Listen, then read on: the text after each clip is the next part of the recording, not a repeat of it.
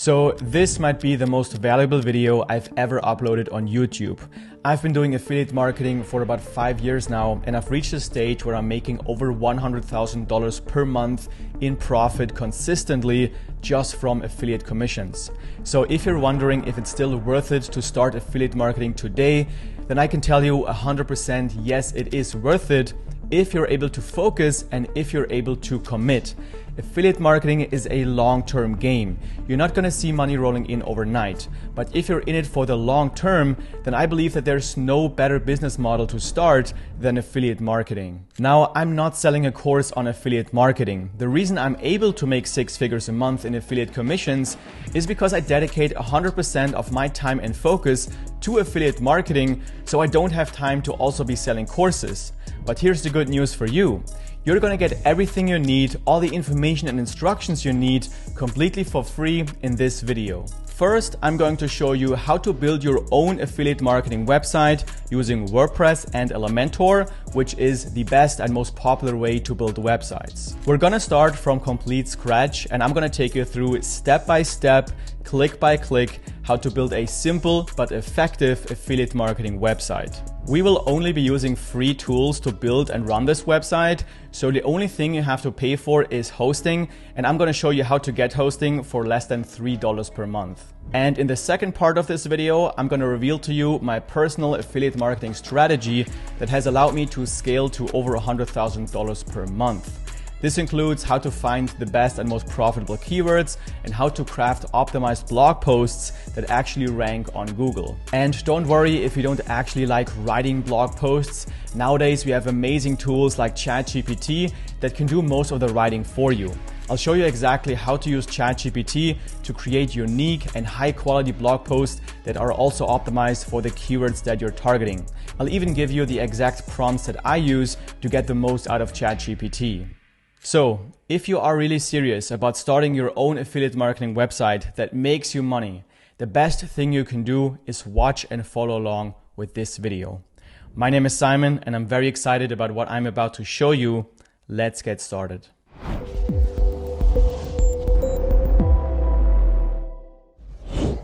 Alright, so we're going to be using WordPress to build our website on. WordPress is by far the most popular way to build websites. And especially for an affiliate marketing website, WordPress is the best option because it will give us access to the best SEO tools, which help us to optimize our content so we have the highest chance of ranking on the first page of Google for our targeted keywords. And at the end of the day, this is what makes us money with our affiliate marketing website. The other cool thing about WordPress is that it's completely free to use. The only thing we need to pay for is hosting.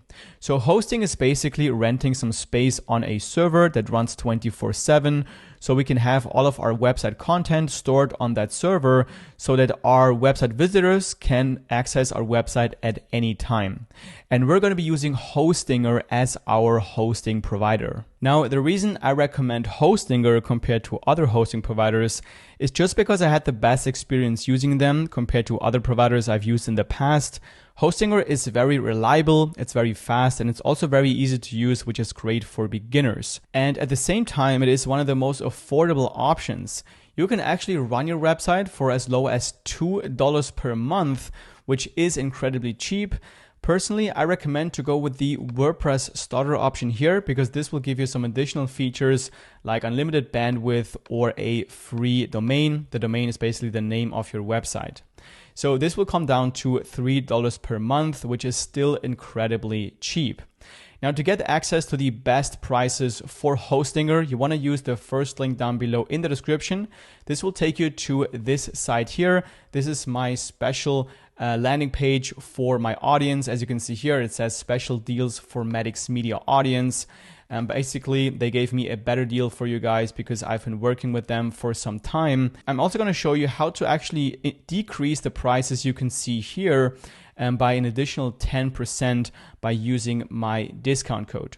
So make sure you use the first link down below in the description. And then once you're on this page here, you want to just scroll down and you want to click on select here, for the WordPress starter option. And this will take us to the next page where we're going to have to decide on how many months in advance we want to pay for our hosting. So the longer we pay in advance, the cheaper it's going to be. As you can see here, the 48 months option, this is the cheapest option. This way we get 4 years of hosting for only $2.99 per month. And the plan renews after 4 years for $6.99 per month. So this is definitely the cheapest option. Then we have the 24 months option. This way we get 2 years for $2.99, and then it's going to renew at $7.99 per month. Then here we have the 12 months option. It's going to be $2.99 for 1 year, and then it's going to renew at $8.99 per month. Then there's also the monthly payment option, which I wouldn't recommend because this way it's just going to be much more expensive. After 2 months, you're already paid more compared to this option here, because here you also get a free domain, which is already worth like $10. So I would highly recommend to go with the 48 months option, pay a bit more upfront, but then in the long run, it's going to be much cheaper. Now for this video, I'm just going to choose the 12 months option because I'm just going to build an example site to show you how it's done, but I'm not going to really use this site for myself. So this way I only have to pay $35.88 to create this video. So once you've chosen your plan, just click on continue. Then here we're going to have to create our account. So choose your country here, and then you can either sign up using Facebook, Google, or you can also just use an email address. I'm going to use one of my email addresses here that I've created for this video, and then click on continue. And this will take us to the payment options. Now, before you choose your payment option and type in all the information, you want to make sure to click on have a coupon code, and then you want to type in Maddox Media. This is my personal coupon code. When you click apply, it's going to deduct an additional 10% off the price. So you can make sure to actually have the cheapest price possible to get your hosting. Once that's done, just choose one of the payment options here.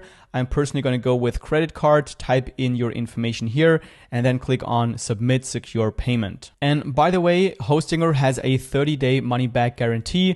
So if for any reason you want to cancel your plan, you can just message Hostinger, tell them you want to cancel your plan. If it's within the 30-day period, they're just going to give you a refund, no questions asked. So just keep that in mind. So then here, just type in your password and click on confirm. So now we are in our Hostinger dashboard. The first thing we want to do is confirm our email address that we have used to sign up. So let's go to your inbox of the email you have used and then look for the email saying verify your email address. Then click on the email and then just click on verify email here. And this will take you back to Hostinger. Now, the next step is going to be choosing our domain name. This is going to be the name of your website. So for example, the name of Apple's website is just apple.com. The name of Facebook's website is facebook.com. And now for our website that we're building, we also want to choose our domain name, which is unique, which people can type into the URL box and then they will get to our website. And now on Hostinger here, because we have chosen a plan that includes a free domain, we can just simply click on claim domain here, and then we can look for a domain that isn't taken yet. So first of all, we want to choose the extension here at the end. So this could be a .com, it could be a .net, a .co, or whatever you want. Now, personally, I would recommend to go with a .com because it's basically the best one to choose. It's the most legit. It's what people are used to. So if you can, go with a .com. And then you want to type in the name of your website. Now, you want to spend some time thinking about the name because it's not something you can easily change once you have decided on a name. So if you really don't know what you should name your website, the easiest thing you could do is just name it by your own name. So it could be something like samsmith.com if that would be available. And for this website I'm building in this video, I'm going to just use the domain maddoxreviews.com because it's going to be an affiliate marketing website filled with mainly reviews of specific products where I'm an affiliate of. So once you type in the name here, just click on check availability, and then you can see either the domain is taken or you can actually get it. So in this case, the domain is still available. So we can just click on claim domain. And then to register this new domain, we're going to have to fill in some contact information. So just follow the prompts here and fill in all the information. Then let's click on continue. And then don't worry about what you can see here. Just click on skip, I don't need a website. And then we get to this page here where we need to verify our email address that is associated with our new domain. As you can see here, email verification status. So what you want to do is go to your email inbox, the same email you've used to sign up for Hostinger. And then you should get an email looking like this, request for email address validation. Click on it. And then you want to click on the link where it says, please click on the following link to confirm you have received this email and validate your email address. Just click on this link here. I'm not a robot, verify. And then once you see something like this, you can just close the tab or the window and go back to Hostinger, reload the window here, reload the page, and then you should be able to see the email verification status is now verified. Great. So now that we have set up our hosting and also our domain name, it's time to install WordPress. So in the top menu, let's click on Home, and then under Setup WordPress Starter, let's click on Setup. Then click on Start Now. And then we're going to skip all these questions by just clicking on Skip. I don't want personalized experience. So now we also need to create an account for WordPress. And I would recommend to just use the same email you've used for your Hostinger account. And by default, they already put it in here. So all we need to do is just type in a password and then click on continue. Then here we don't want to install any of these plugins. So we're just going to click on skip. I will manage plugins later. We also don't need a template yet. So let's click on skip. I don't need a template. And then we're going to have to choose the domain of our website. This is going to be the domain we have chosen before. So here you can see it's already selected for us, medicsreviews.com.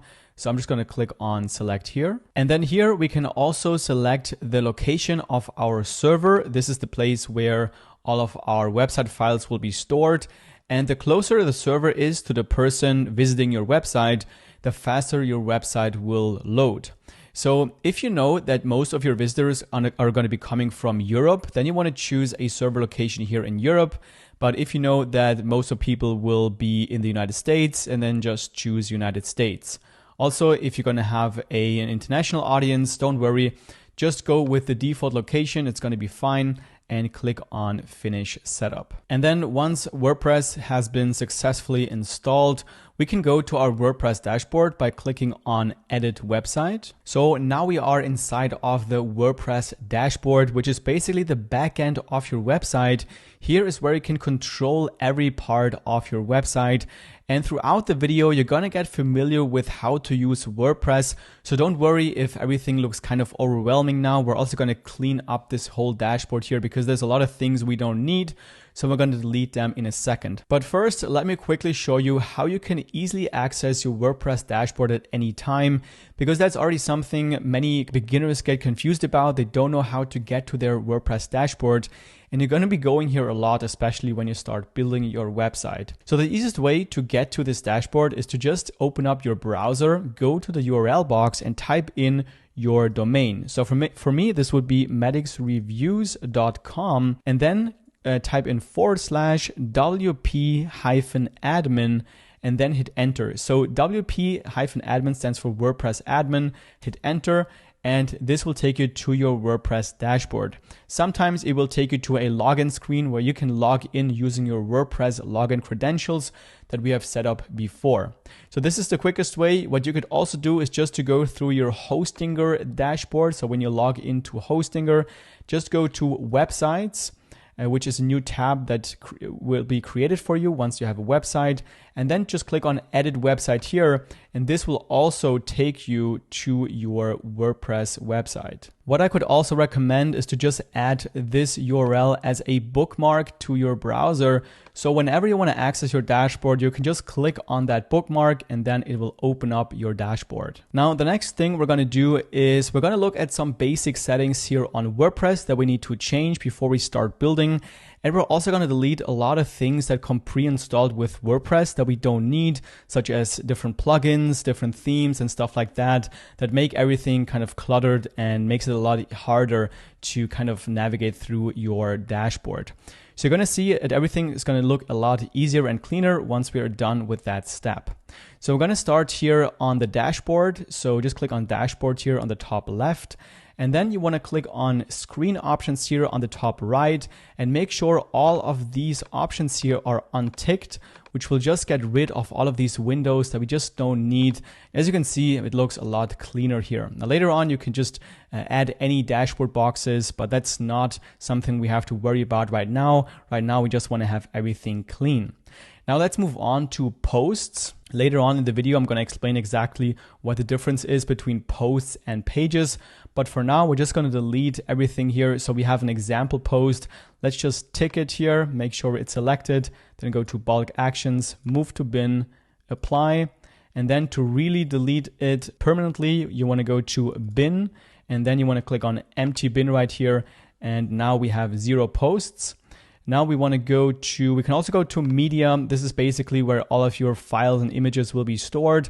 Currently, we don't have anything in here, which is fine. So we don't need to do anything. Let's go to pages. Now there's 2 sample pages, so a privacy policy and a sample page. We want to get rid of both. So let's just tick both of them, go to bulk actions, move to bin, apply. And then we want to empty the bin. So let's click on bin and empty bin. And now we got rid of these pages as well. Then under comments, we don't have any comments. We don't need to do anything here. We don't need to do anything here. Then we want to go under appearance and click on themes.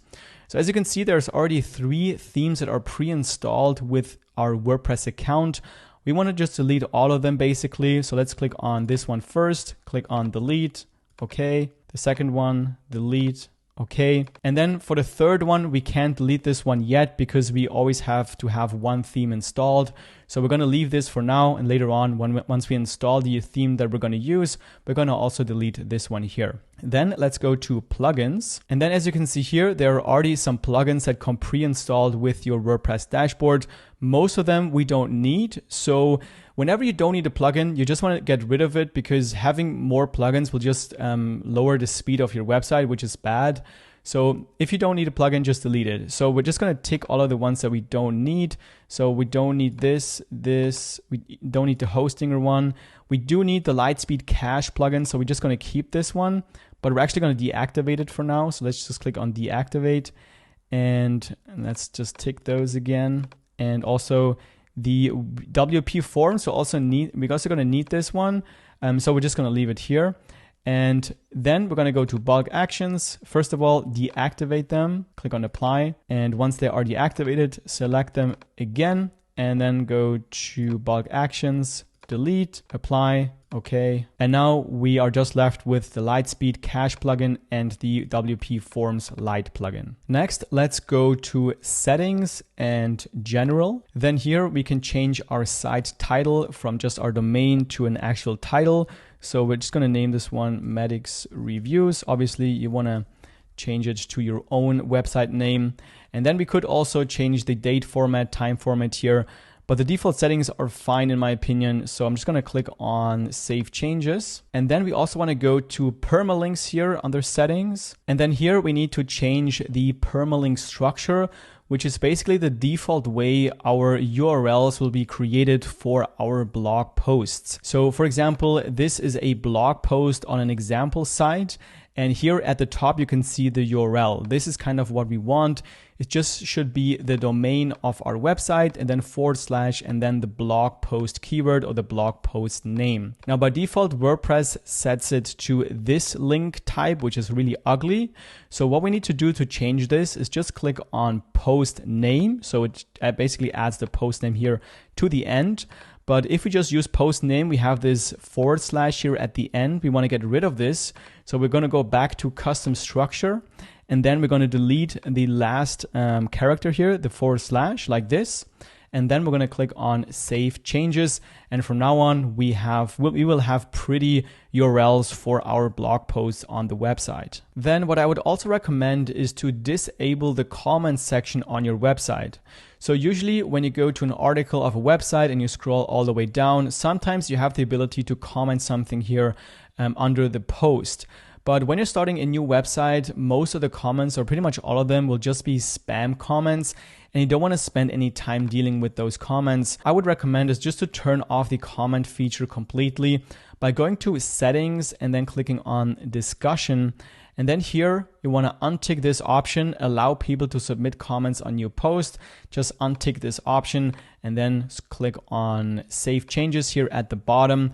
And now all of your new blog posts won't have the comment section. Now you can always turn on comments on any post that you have, so don't worry, you're not giving up any options here for the future. But believe me, it's kind of a lot less annoying when you turn off this feature in the beginning. Great, so now that we have cleaned up our WordPress dashboard and we have gone through the most important settings, we can start building our website. Now, whenever you want to see how your website currently looks like, you can just come over here to the top left where you can see your website name, then right click on Visit Site, open in a new tab, and then in this new tab you can see how your website currently looks like. It will basically just go to your domain, so you can always check out how the website currently looks like. Obviously it looks very bad and we're going to change everything here, and the first thing we're going to do is actually install a new theme, which is going to give us the basic structure of our website. So let's close this tab, and then to install a new theme, let's go to Appearance and then click on Themes. The currently active theme is the 2023 theme. As you can see here, this comes pre-installed with a new WordPress account. So what we want to do is just add a new theme. So we're going to click on Add New on the top left. And this will take us to the theme library, where you can see there are over 5,000 themes you could choose from. And the theme that we want to install for the kind of website we want to build is this one here, the Ocean WP theme. So if you don't see it, you can just type in Ocean WP here in the search box, and then you can see it will come up. This is one of the best themes you can use for creating a blogging website, which is basically the same thing as an affiliate marketing website. So just click on Install right here. And then once it's installed, click on Activate. And now you can see we have two different themes, the Ocean WP, which we have just installed, and the old one, which we can now delete. So let's click on the old theme, click on Delete on the bottom right, confirm, and now we're just left with this theme we want to actually use. Now you also want to make sure to click on Enable Auto Updates, so click here.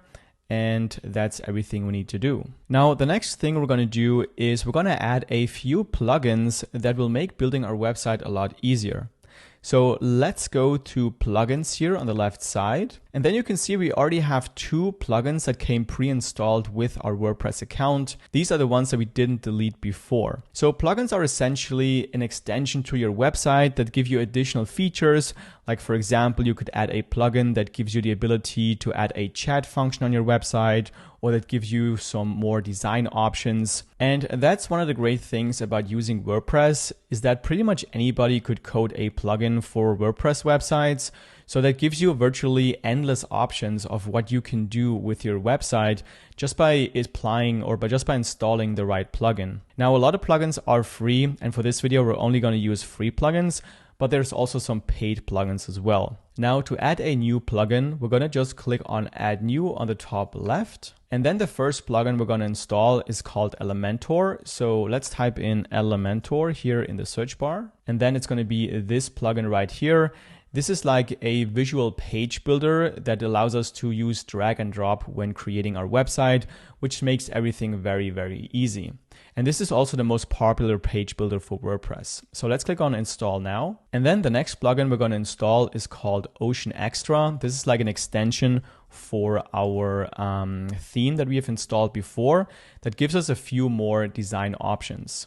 So let's click on Install now here. Then let's go back and click on Plugins. And now the first thing we want to do is we want to enable auto updates for all of our plugins, so that we don't have to manually come into our WordPress dashboard pretty much every day and manually update these plugins. So on the right side, you can see Enable Auto Updates. You will just want to click on each of these links here so that we have enabled auto updates for all of our plugins.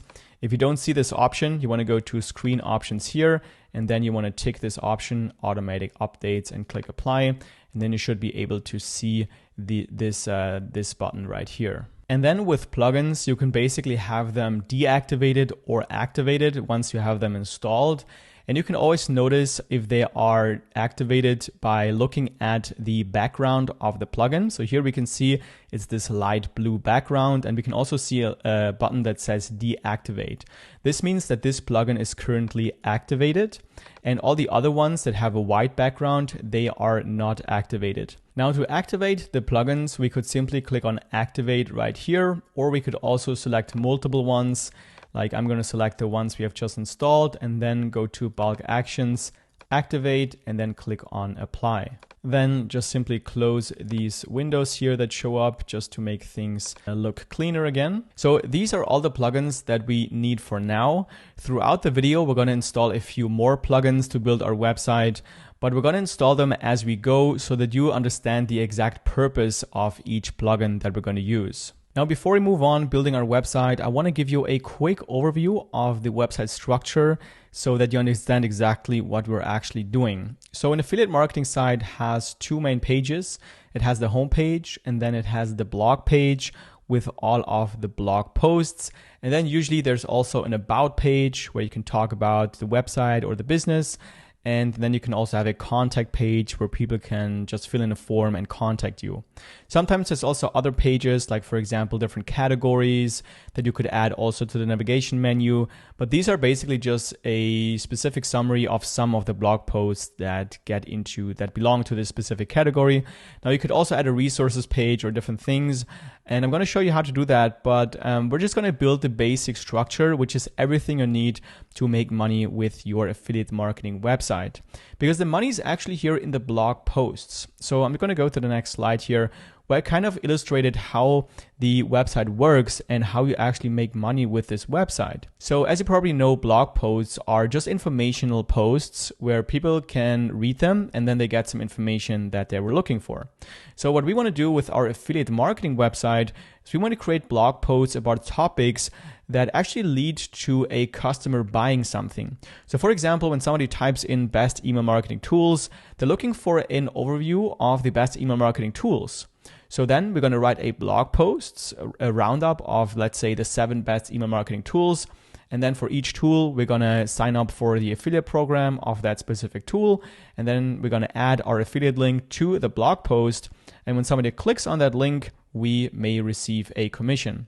So that's basically how we make money. And that's how we want to structure our page. All these pages here, they're actually not that important. They're just going to give our website a structure. But most people won't even see these pages here. Most people will just see the blog posts because these are the pages that come up when people type in the keywords that we're going to create our blog posts for. So 99% of traffic will just go to these posts here, and then sometimes people will also check out the home page, the about page, or the contact page. So this is the home page that I'm going to show you how to build. Very easy, very simple, very clean. There's going to be a logo at the top here in the header. Then here you can see different links. So there's the blog page we talked about, the about page, and the contact page. And then here, there's just an email newsletter sign up section, which is also a great way to get some additional commissions by creating a newsletter and then putting some affiliate links in those. So that's something you want to do. Then below the hero section of the homepage, we're going to have the articles. So we're going to feature a couple of articles here on the homepage. And then that's it for the homepage. So we're going to keep things very simple because you want to focus on creating blog posts and not really on creating the most beautiful website. So that's why we're going to create something very simple, very easy, but very effective. Then we also have the blog page where you can see an overview of all of the blog posts with the different categories. And then there's also a sidebar here where you can talk about yourself or the business, another newsletter sign up section, some social media links, and then the recent posts here. When people click on each of these posts, they will obviously go to the blog posts where this is just a dummy post here. And then at the bottom, you can see suggested posts that are related to this post here. And then again, the same sidebar as on the blog page. Then we have a simple about page right here, where you can talk about yourself, and then the contact page, just a simple contact sign up page where people can get in contact with you. And then obviously there's also the footer of the website with the privacy policy and the terms of service. And I'm going to give you templates for both of those as well. Now, to make it absolutely clear what the difference is between a page and a post. So for this website right here, you can see these are all posts. And when we go to blog, to the blog page, here are all the blog posts. This is the content of your website. This is the thing that will rank in Google and should get people to our website. So to show you how this looks like in WordPress, I'm going to go to the example side and go to pages right here. So here you can see these are all pages: the home page, the about page, blog page, contact page, privacy policy, and terms of service. These are all of the pages right here: blog, about, contact, and so on. And then these right here, like I said, these are posts, and you can find them right here under posts. And then these are the 6 posts, the dummy posts that I'm going to show you how to import. And when we click on them, we can see that this is just basically text. So this is text. This could also have images or buttons. And then what will happen when you add a new post, then when you click on that post here, then it would automatically be structured just like this. And we can also customize how the structure will be. And this is the difference between a page and a post. What we're going to do is we're going to first create all of these pages, which is going to give our website the structure. And then after this is done, you're basically finished building your website, and you just have to focus on creating these text image posts. So this is going to be the work of building an affiliate marketing website, just creating content, adding it to the posts right here in the dashboard here under posts, and it will show up on your website. So the first page that we're going to build is going to be the home page, which again looks just like this. We have this hero section here, a newsletter sign up section. Then we have the popular articles. So these could be the latest articles or popular ones that you want to feature on your homepage. And in order for us to see how this will eventually look like, we do already need to have a couple of blog posts on our page. This is why I'm going to give you these sample posts, these placeholder content posts. And then we can see exactly what you're actually building, how it will look like once you do have some of your own content. So to save you some time, I've already created these dummy blog posts that you can simply import to your WordPress website. And I've created a Google Drives folder for this video. You can basically access it by using the link in the description. It's going to say something like Google Drive. And then you should get to this Drive folder here. And once you're here, you want to click on website content. And then you want to click on dummy blog posts. And then you want to download the dummy blog post.xml file. So right click and download anyway. And then just save this somewhere on your computer. And then we're going to go back to the dashboard and we're going to go to tools and then click on import. Then we're going to go to WordPress and click on install now.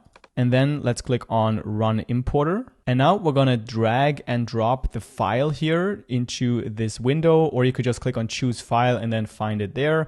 I'm just going to simply drag and drop this file just right here, and then click on Upload File and Import. Then here you want to select yourself as an author, so your account here. And then also tick download and import file attachments and click on submit. And then all done. So now we can go to posts. And now as we can see, these dummy blog posts are imported. And now we also want to add some images to these posts, because when you go to the example website, you can see each of these posts has a featured image, which is also visible here on the homepage right here. So to get these images, you want to again go to the Google Drives folder, go to the dummy blog posts, and then under blog post images, you can double click here, and then you can just download all of these images. When that's done, you want to unzip the download file, and then you want to come back to your WordPress dashboard and then open up each of these blog posts. So I'm going to just hit Command or hold down Command or Control if you're using Windows, and then click on each of these blog posts. So it opens it up in a new tab. You could also just right click and then click Open in a new tab. And then we have these 6 tabs open with each of the blog posts. Now to add the featured images, we're going to first close this down, and then on the right side under the post menu, we're going to go to featured image, And then we're going to click on featured image. And here we can just import all of the files at the same time. So I'm just going to drag and drop all of the images right here. And then to add the first image to the first blog post, I'm going to select the first one here and click on set featured image, and then simply click on update. And I'm going to do the same thing for the other blog posts as well. So again, go to featured image, set featured image, then choose the second one, set featured image, update. Then the third one, again, featured image, set featured image, choose the third one, set featured image, update. And when that's done for all the 6 blog posts, we can just close all of these tabs. And now let's create our homepage. So let's click on pages, and then let's click on add new, and then let's name this page home. And then at the bottom, we want to change some settings. So under content layout, we want to change this from default to 100% full width. And then we also want to disable the paddings right here. Then you also want to go to title and then disable the title by clicking here.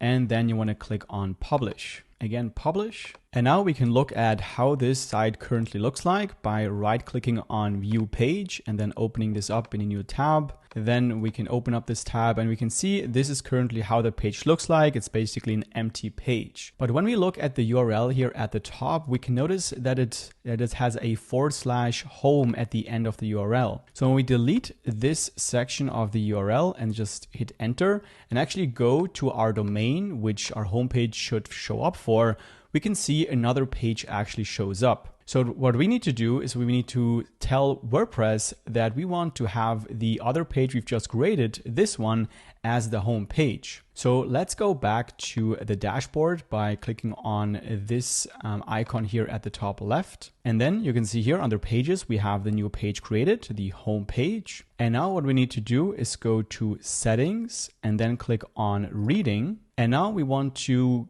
go to your homepage displays and select a static page. And then under homepage, we want to select the page we've just created, which we called home. So we're going to select home here, and then we're going to click on save changes. And now when we go back to our domain, so to our website by clicking here, we can see that this new page that we've created is now assigned as our home page. And you can also see this by going back to the dashboard, and then you can see next to the home page, it says front page. This means that this is now assigned as the home page. So now to edit this page, we're just gonna click on it here. And then we're going to click on Edit with Elementor. Elementor is the page builder that we have installed before. So this is the visual page builder that we're going to use to design our website. It's very easy to use. You can just drag and drop in elements from the left side to your page and visually build out your website. We're going to start with the first section of the homepage, which is this section here. And we're going to start with this text here. But the first thing that we notice is that we have 2 columns. So one column here for the text and the email sign up section, and then one column for the image. So that's what we're going to do first. So here we're going to click on the plus sign. And then we can see we have different options for the layout. So we have just 1 column, 2 columns, 3 columns, and so on. We're going to use the 2 columns layout. And that way we can have 2 different spaces to add elements for. Now to add an element, we're going to go to the 9 dots right here on the top left. And this will take us to all the different elements we can drag in. The first thing we're going to drag in is a heading. So let's just click and hold and then drag the heading into the first column here, just like this. And then we can already change the text. So let's just see, it says helping you choose the right marketing tools. So we can just either just write it right in here, or we can also write it in here. So wherever you want works. I'm just going to type it in here.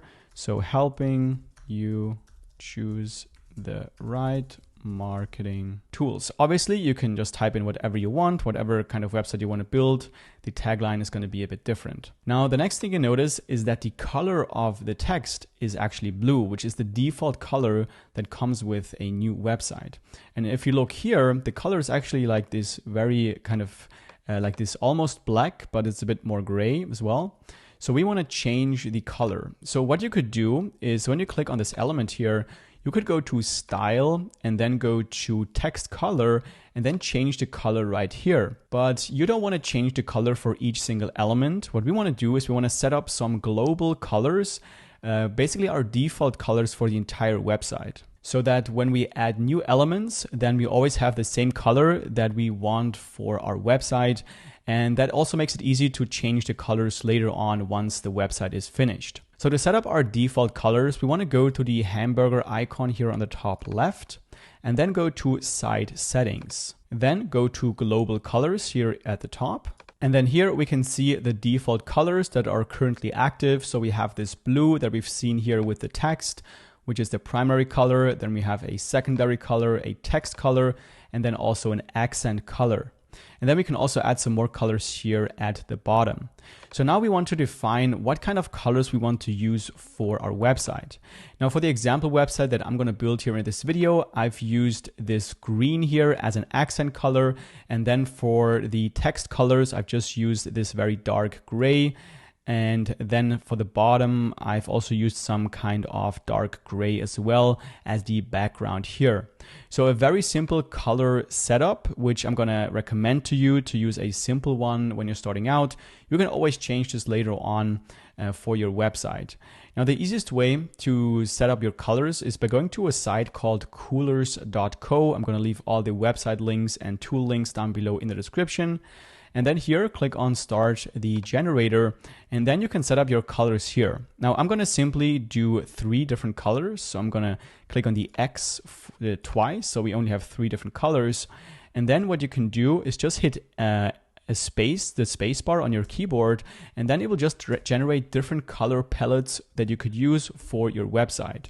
So if you like a specific color, so for example, we like this one, we could just click on the lock icon, and then this color will basically stay here. And then if we hit the spacebar again, it will just change to other colors that will fit well with the first one we have chosen here. So you can do this and just find out the colors you want. I've basically created my own palette for this website here, which I'm also going to link down below in the description. So if you want to use the same colors for building the website, and then later on you can still change them, you can use this palette as well. So this is going to be the accent color, this is going to be the text color, and then this we're going to use as a background color for some parts of the website. I believe it's just the footer. So I always have this open here, so I can just click on the copy icon here, and then it will copy this color code that I can simply paste into my default colors. So first, for the primary color, I'm going to copy this code here. So I'm going to click on copy here, and then I'm going to go back and I'm going to change this primary color. I'm going to just paste that in here, Control V. And as you can see, now the color has changed.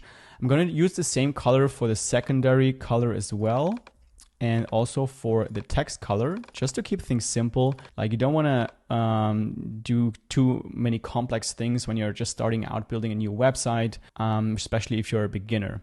So then for the accent color, we're gonna go back to our palette. Then we're gonna use this one here, copy, and we're gonna paste that in here as well. And then I'm also gonna add a new color for a background color. I'm gonna click on Add Color here.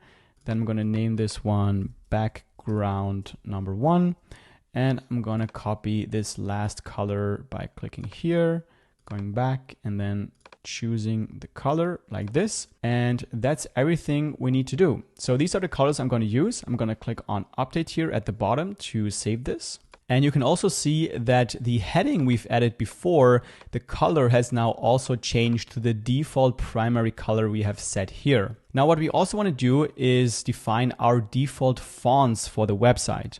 So let's go back by hitting the back icon and then going to global fonts. And then here, if you want to, you can just keep the global fonts that are set up by default for all the primary, secondary, and so on. I personally going to change this. So I'm going to click on the pen icon, and then the default one for the primary is Roboto. I'm going to change this to Open Sans. So I'm going to choose this one here, and then it changes, as you can see here. If you want to, you can also choose Roboto or any other popular fonts. I would just make sure you use basic fonts that are easily readable and not use like very fancy ones, because people just don't like to read text in fancy fonts. It's kind of more difficult to read. And what I'm going to do is I'm going to use the same font for all of the different text types. So I'm going to use Open Sans here as well. And then for the text as well, Open Sans. And then for the accent as well. So most of it was a Roboto, which again is also fine. So you can use that if you want to, but I want to make sure you know how to change your font styles. So once that's done, let's click again on update. So now let's close the site settings and go back to our elements. So now we want to change also the size of this text, of this heading here. So we're going to select it by clicking on the pen icon. And then we're going to go to style, and then under typography, we can change the size. So we can just drag this to the right side. I just want to have it on 3 lines, kind of like this. Then we can also change the weight to make it bolder by making this 700 a bit bolder. And then maybe we're going to change the size again a bit less, like this. And then we can also change the line height here. So I'm going to just increase the line height just a slight bit. Like this looks fine to me. Then let's click on update. And now we're going to add the second text here. We're going to add this section here, the text saying that you should sign up to the newsletter. So we're going to go back, and then we're going to go to the 9 dots here, and we're going to drag in the text editor like this, just under the heading. And then we're going to just change the text. So I'm just going to copy and paste it from this example site, copy, and then paste this in here. And then it just takes the default colors again and the default fonts we've already set up. So that's fine. But we want to go to style, and then again, go to typography, and then also change the size a little bit. It's kind of probably like this. And then you can also change the weight if you want to. I'm going to leave it here as it is. And the line height is fine as well. So let's again click update. Next, we're going to add the email signup section that you can see here. So let's go back, then click on the 9 dots and go to the elements. And then let's scroll down all the way to where it says WordPress. So click the drop down arrow, and then we want to look for MailChimp.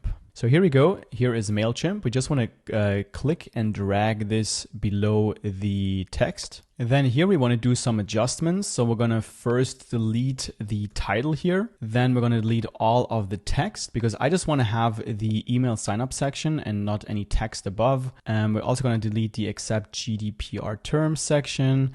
And then we're going to change the text for the button. I'm going to change this to join now. And then I also want to have this a bit closer to this text here at the top. And to get this closer, we're going to have to go to advanced right here. And then we're going to change the margin. So with margin and padding, you can basically control how close the elements are to each other. So the gap between each of the elements. Now, what's the difference between margin and padding? Now there's an overview here. So just look at this image here, and you can see this is the content, and then this is the border of the content.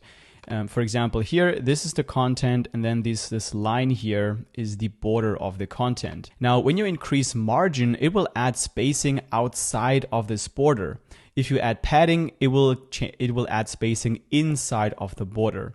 So just keep that in mind. Now, we're going to remove some margin here at the top of the email signup section. So first we're going to unlink these values here by clicking on the link icon. And then I'm going to remove some spacing here at the top by clicking on the down arrow. And as you can see, by clicking it, the spacing here at the top decreases. So let's do -25, or let's actually do -30. That's fine. Then we're going to click on apply, and there we go. And now we can notice that the color of this join now button is in blue instead of the accent color green that we have added before under global colors. So we actually want to change this to this green right here that we have set up before. And the reason it's still blue is because we also need to set up our default colors on the WordPress level and not just here on the Elementor level, which is our page builder. So we're going to do that now. So let's first click on update to make sure we save the changes. And then we want to go to our website. So we're going to simply copy the link here of our URL here at the top, and then open a new tab. and just paste that in here, hit enter. And then you're just going to see how the website currently looks like, how the homepage looks like. And you can see this bar here at the top. You can always see this bar when you're logged into WordPress for the site you're on right now. So let's just click on customize here. Then let's go to general options, then general styling. And then here you can see we can also set up our default colors on the WordPress level. So let's go back to our color palette, and I'm going to copy this green here by clicking on this icon, going back here, or actually here, and then changing the primary color. I'm just going to paste in the color code here. All right. And then I'm going to also set a hover primary color. So usually I use the same color and then I just make this a bit lighter or darker. Now let's just make this a bit darker, kind of like this. That's fine. And then we can also scroll down and go to the colors here. So for the link colors, I want to set this to the black that I've set here, the gray, and then just paste in the color code here and do the same thing for the hover. I'm going to also use this green. So I'm going to again copy this and then change the hover color to green as well, and then click on publish. And now we should be able to reload the page. So let's maybe just delete all this at the end, go back to our website, hit enter, and then we can see the button color has now changed to green. And when we hover over it, the color has changed to the hover color, which is a bit darker, a darker version of the same green. So now we can go back to our Elementor page builder, and let's also reload the page here to see if the color changed here as well. And there we go, it's also green now. Now later in the video, I'm also going to show you how to connect your website to the email marketing tool MailChimp, so that whenever somebody types in their email address on your website,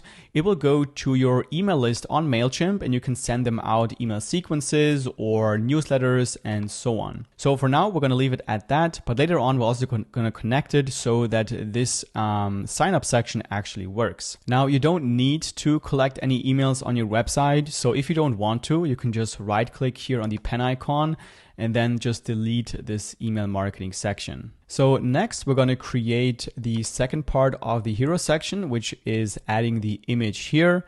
Now, you don't need to have a person here. You can also add another image, but this is a very popular design. So I'm going to show you how to do it like this. And I'm also going to show you how to remove a background from an image, because this image here of this guy, I actually found it on a website called Pexels, I believe, pexels.com. This is a website where you can find free stock images that you can use copyright free on your website. So for example, you could just type in guy with a laptop, something like that, and then different people come up and you can basically just use these images completely for free. Make sure when you download one of these images, you go to, you download this version here, large or even medium. Don't go with the original size because it's just too large and it will decrease the loading speed of your website, which is very bad. So I would just go for the large image here. Another site you can use is unsplash.com. So this one here. Here it's basically the same site. You can just also find stock images that are copyright free. Now, if you want to just recreate the same site, you can just go to the Google Drive folder for this video, which again, you can find in the description below. Then go to website content and then go to hero section. And here you can see this was the original image that I've found. And then I actually removed the background, so it just was this guy.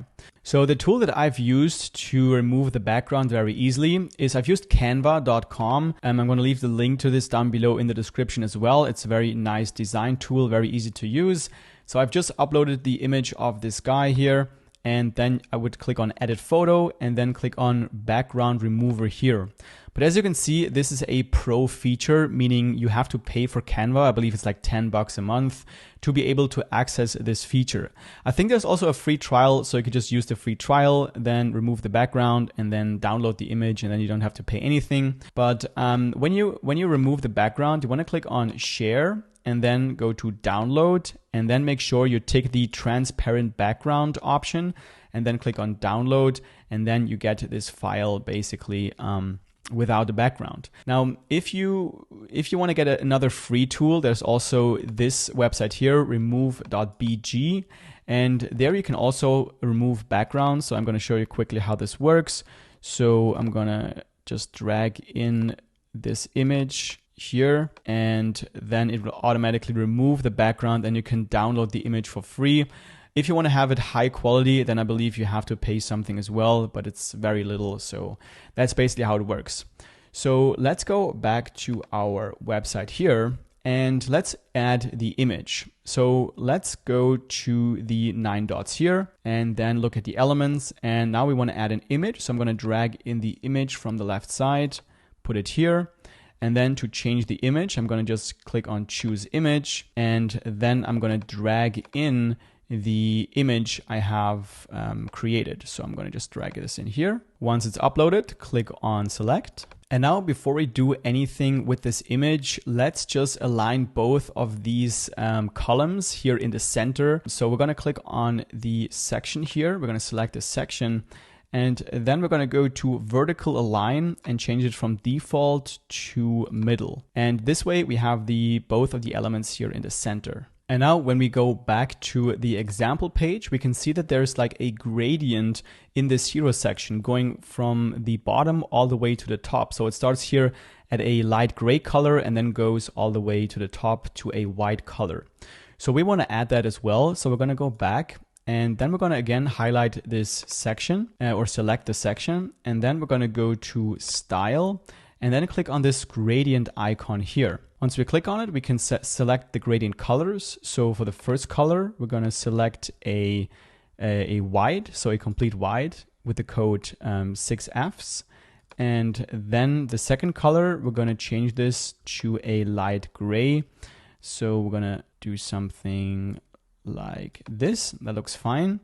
And now we want to also have this guy come up right at the border of this section, just the same way as we can see here. So to do that, we're going to select the image and then go to advanced and then keep the values here for margin linked and then just remove or go down with the value by clicking on the arrow. And then by clicking on it, you can see that the image gets larger and slowly gets to this border here, as you can see.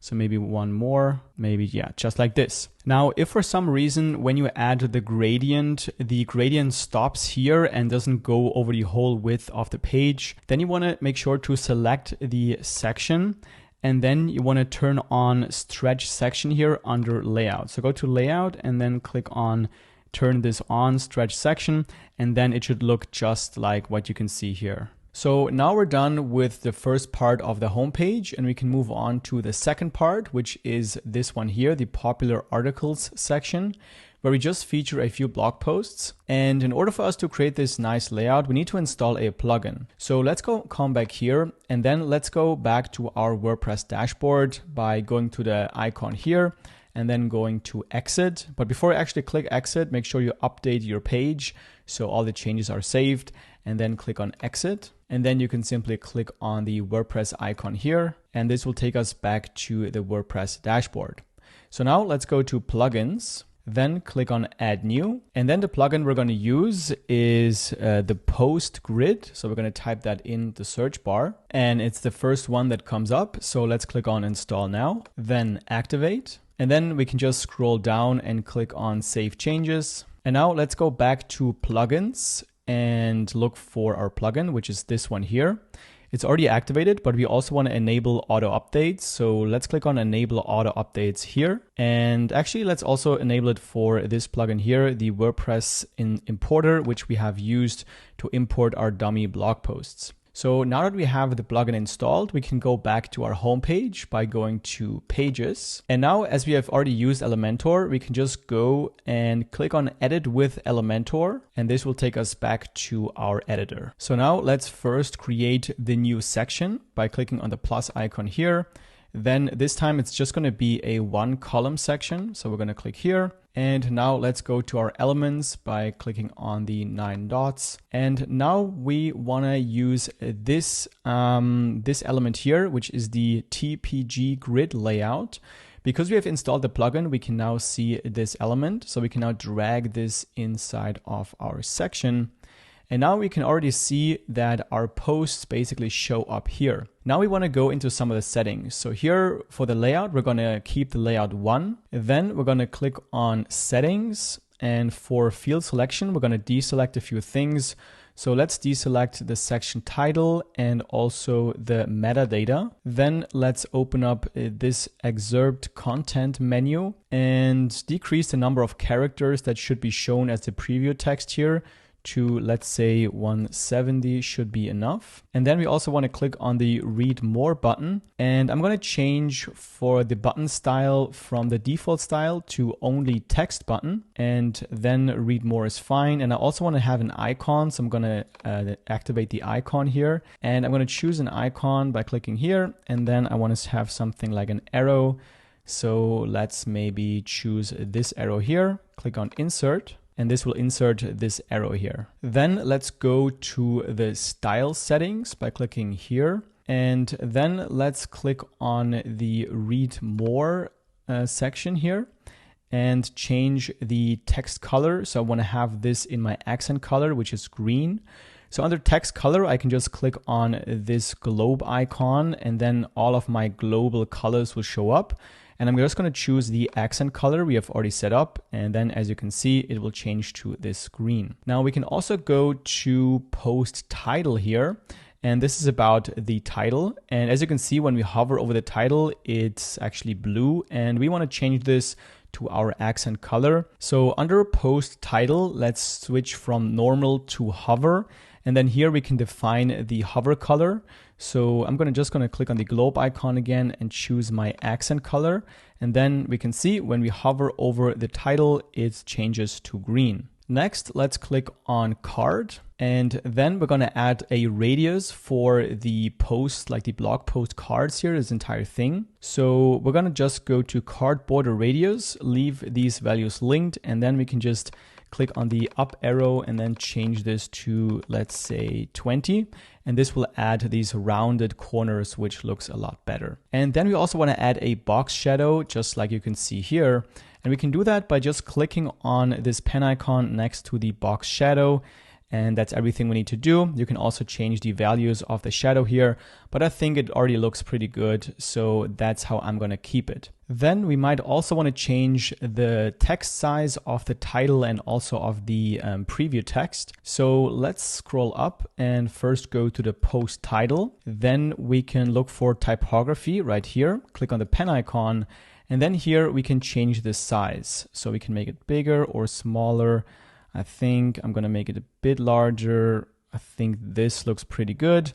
And then I'm also going to go to the excerpt and then go to typography and also adjust the size here. I want to have this a bit larger. This is too much. So I think maybe like this. Actually, let me go back to the post title and decrease the text size just a little bit. Maybe we could do 22.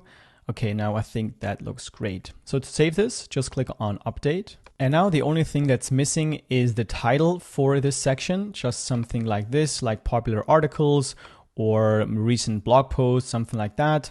So let's go back here, click on the elements icon and then drag in a heading just above our blog post section. Then we're going to change the text here to, let's say, popular articles. And then we're going to change the size. So we're going to go to style, go to typography, and then first of all, change the size to something a bit bigger. 36 is fine. And then maybe also change the weight to, let's say, 700 to make this a bit bolder. And then let's also add a bit of padding or a bit of a margin here to the bottom of this text, of this heading. So let's go to advanced and then unlink the margin values and increase the bottom margin to, let's say, 10 pixels is fine. And then we also want to add a bit of a margin here to the top of the entire section and also to the bottom. So let's select our blog post section, then go to advanced, we're already here. And first of all, unlink these values. And then for the top, I'm going to add, let's say, 30 pixels. And at the bottom, I'm going to add 100 pixels. So this will be added here at the bottom of this section before the footer. And that's it for the homepage. Now we're finished with our first page. Let's make sure we update the changes. And then we can also check out how the page currently looks like by looking at a preview. We can click on this eye icon here on the bottom left, and then a new tab will open up so we can see how your website looks like, or how the homepage we've just created looks like. We have the margin we added here at the bottom. We have the margin here, and then we have these two sections. Looks pretty nice and clean in my opinion. Obviously, we have some more work to do, like the header and the footer and all the other pages. But now that you understand exactly how the page builder works, it's going to be a lot easier. So also here on the sitemap overview, we can see our homepage is now done. And the next page we're going to work on is our blog page. So when we go to the example site and click on the blog page, then we can see what the page is going to look like. And we don't actually need to design a lot here because it's already pre-designed by our theme and WordPress. So we're going to have all the blog posts here. And then we're also going to create this sidebar with a search bar, an about me section, a newsletter section, and the recent post section, and then also some social media links. So let's go ahead and create that page. We're going to start in the WordPress dashboard again. So let's go and open up a new tab, type in our URL. So this would be medixreviews.com/wp-admin, hit enter, and this will take us to our dashboard. Then let's click on pages and create a new page. Then we're just going to give the page a title. I'm going to name this one blog, and then click on publish. Again, publish. And now, just like we've done with the homepage, we need to tell WordPress that this page is going to be our blog page. So let's go back to our WordPress dashboard and go to settings, click on reading. And then here under post page, we're going to select our page that we've just created, the blog page, click on save changes. And now when we go back to our pages, we can see that the new blog page is assigned as the post page, which is what we want. Now, when we click on view here and open this in a new tab, then we can see that there's already content here on the page because we have assigned this page as our post page. But we still want to make some changes here. So let's click on customize. And by the way, the changes that we're going to do for the blog page is going to be in the WordPress customizer and not in Elementor. So this might be a bit confusing, but just follow along and everything is going to be fine. So first we're going to change the layout. So let's go to blog, then go to blog entries, and then here change under blog style, change it from large image to thumbnail. And this way we get this kind of thumbnail design, which looks a lot better in my opinion. The next thing we're going to do is we're going to go back by hitting this arrow here twice. This will get us to the main menu again. Then we're going to go to general options and go to page title. And then here we're going to go and for the visibility, we're going to hide on all devices. So we get rid of this ugly page title here at the top. Then let's go back again twice. Then let's go to typography and click on body. And then here we also need to set our default font. So we want to set this to the same font we have on our homepage, which we have set on the Elementor global settings. So I'm going to go with Open Sans again, but you want to choose whatever you have chosen there. So Open Sans, and then you can see it changes for all of the text. Then I also want to change the size. I want to increase the size of the text just a little bit. So I'm going to change it from 14 pixels to 16 pixels to just increase the size. Then let's click on publish. And now we're going to take care of this sidebar here. We're going to make this look exactly like you can see it here, like I've shown you before. So let's go back and then let's go just to the main menu here. And then let's go to widgets, go to default sidebar, and then click got it here. And then we want to first delete everything here. So we start with a blank canvas. So this is kind of cumbersome sometimes. So just want to click on these items, go to the 3 dots, and then click on remove search. Do the same thing here, 3 dots, remove heading, remove these links, this group, remove the comments, and also remove this text here. Again, remove. So we just are left with this plus icon. And now the first thing we're going to add is a search bar. So let's click on the plus icon and type in search. And then we're just going to click on search here. And there we go. We already have it here. Then we're going to add the next thing, which is the about section. So let's type in about me, choose this one. And there we go. Now here we can basically change some settings. So about me is fine. I can change the name right here. So let's say Sam Smith, or basically your name. And then we also want to add an image. Now you can't really click on this button and just upload an image here. So we basically need to upload it to our media library and then copy the link and paste it in here. So let's click on publish first, and then let's go back to our dashboard. So I already have it open here. You can just go to it, and then we're going to click on media right here. And here we're going to upload our profile image. Now again, you could just use the profile image I've provided in the Google Drives folder. I'm going to just use one that I have prepared here. I'm going to use this one here. So I'm going to drag it into the media library. And then once it's uploaded, you just want to click on the profile image. And then I'm going to copy this URL right here. Then we're going to go back to the customizer and then click on the About Me section.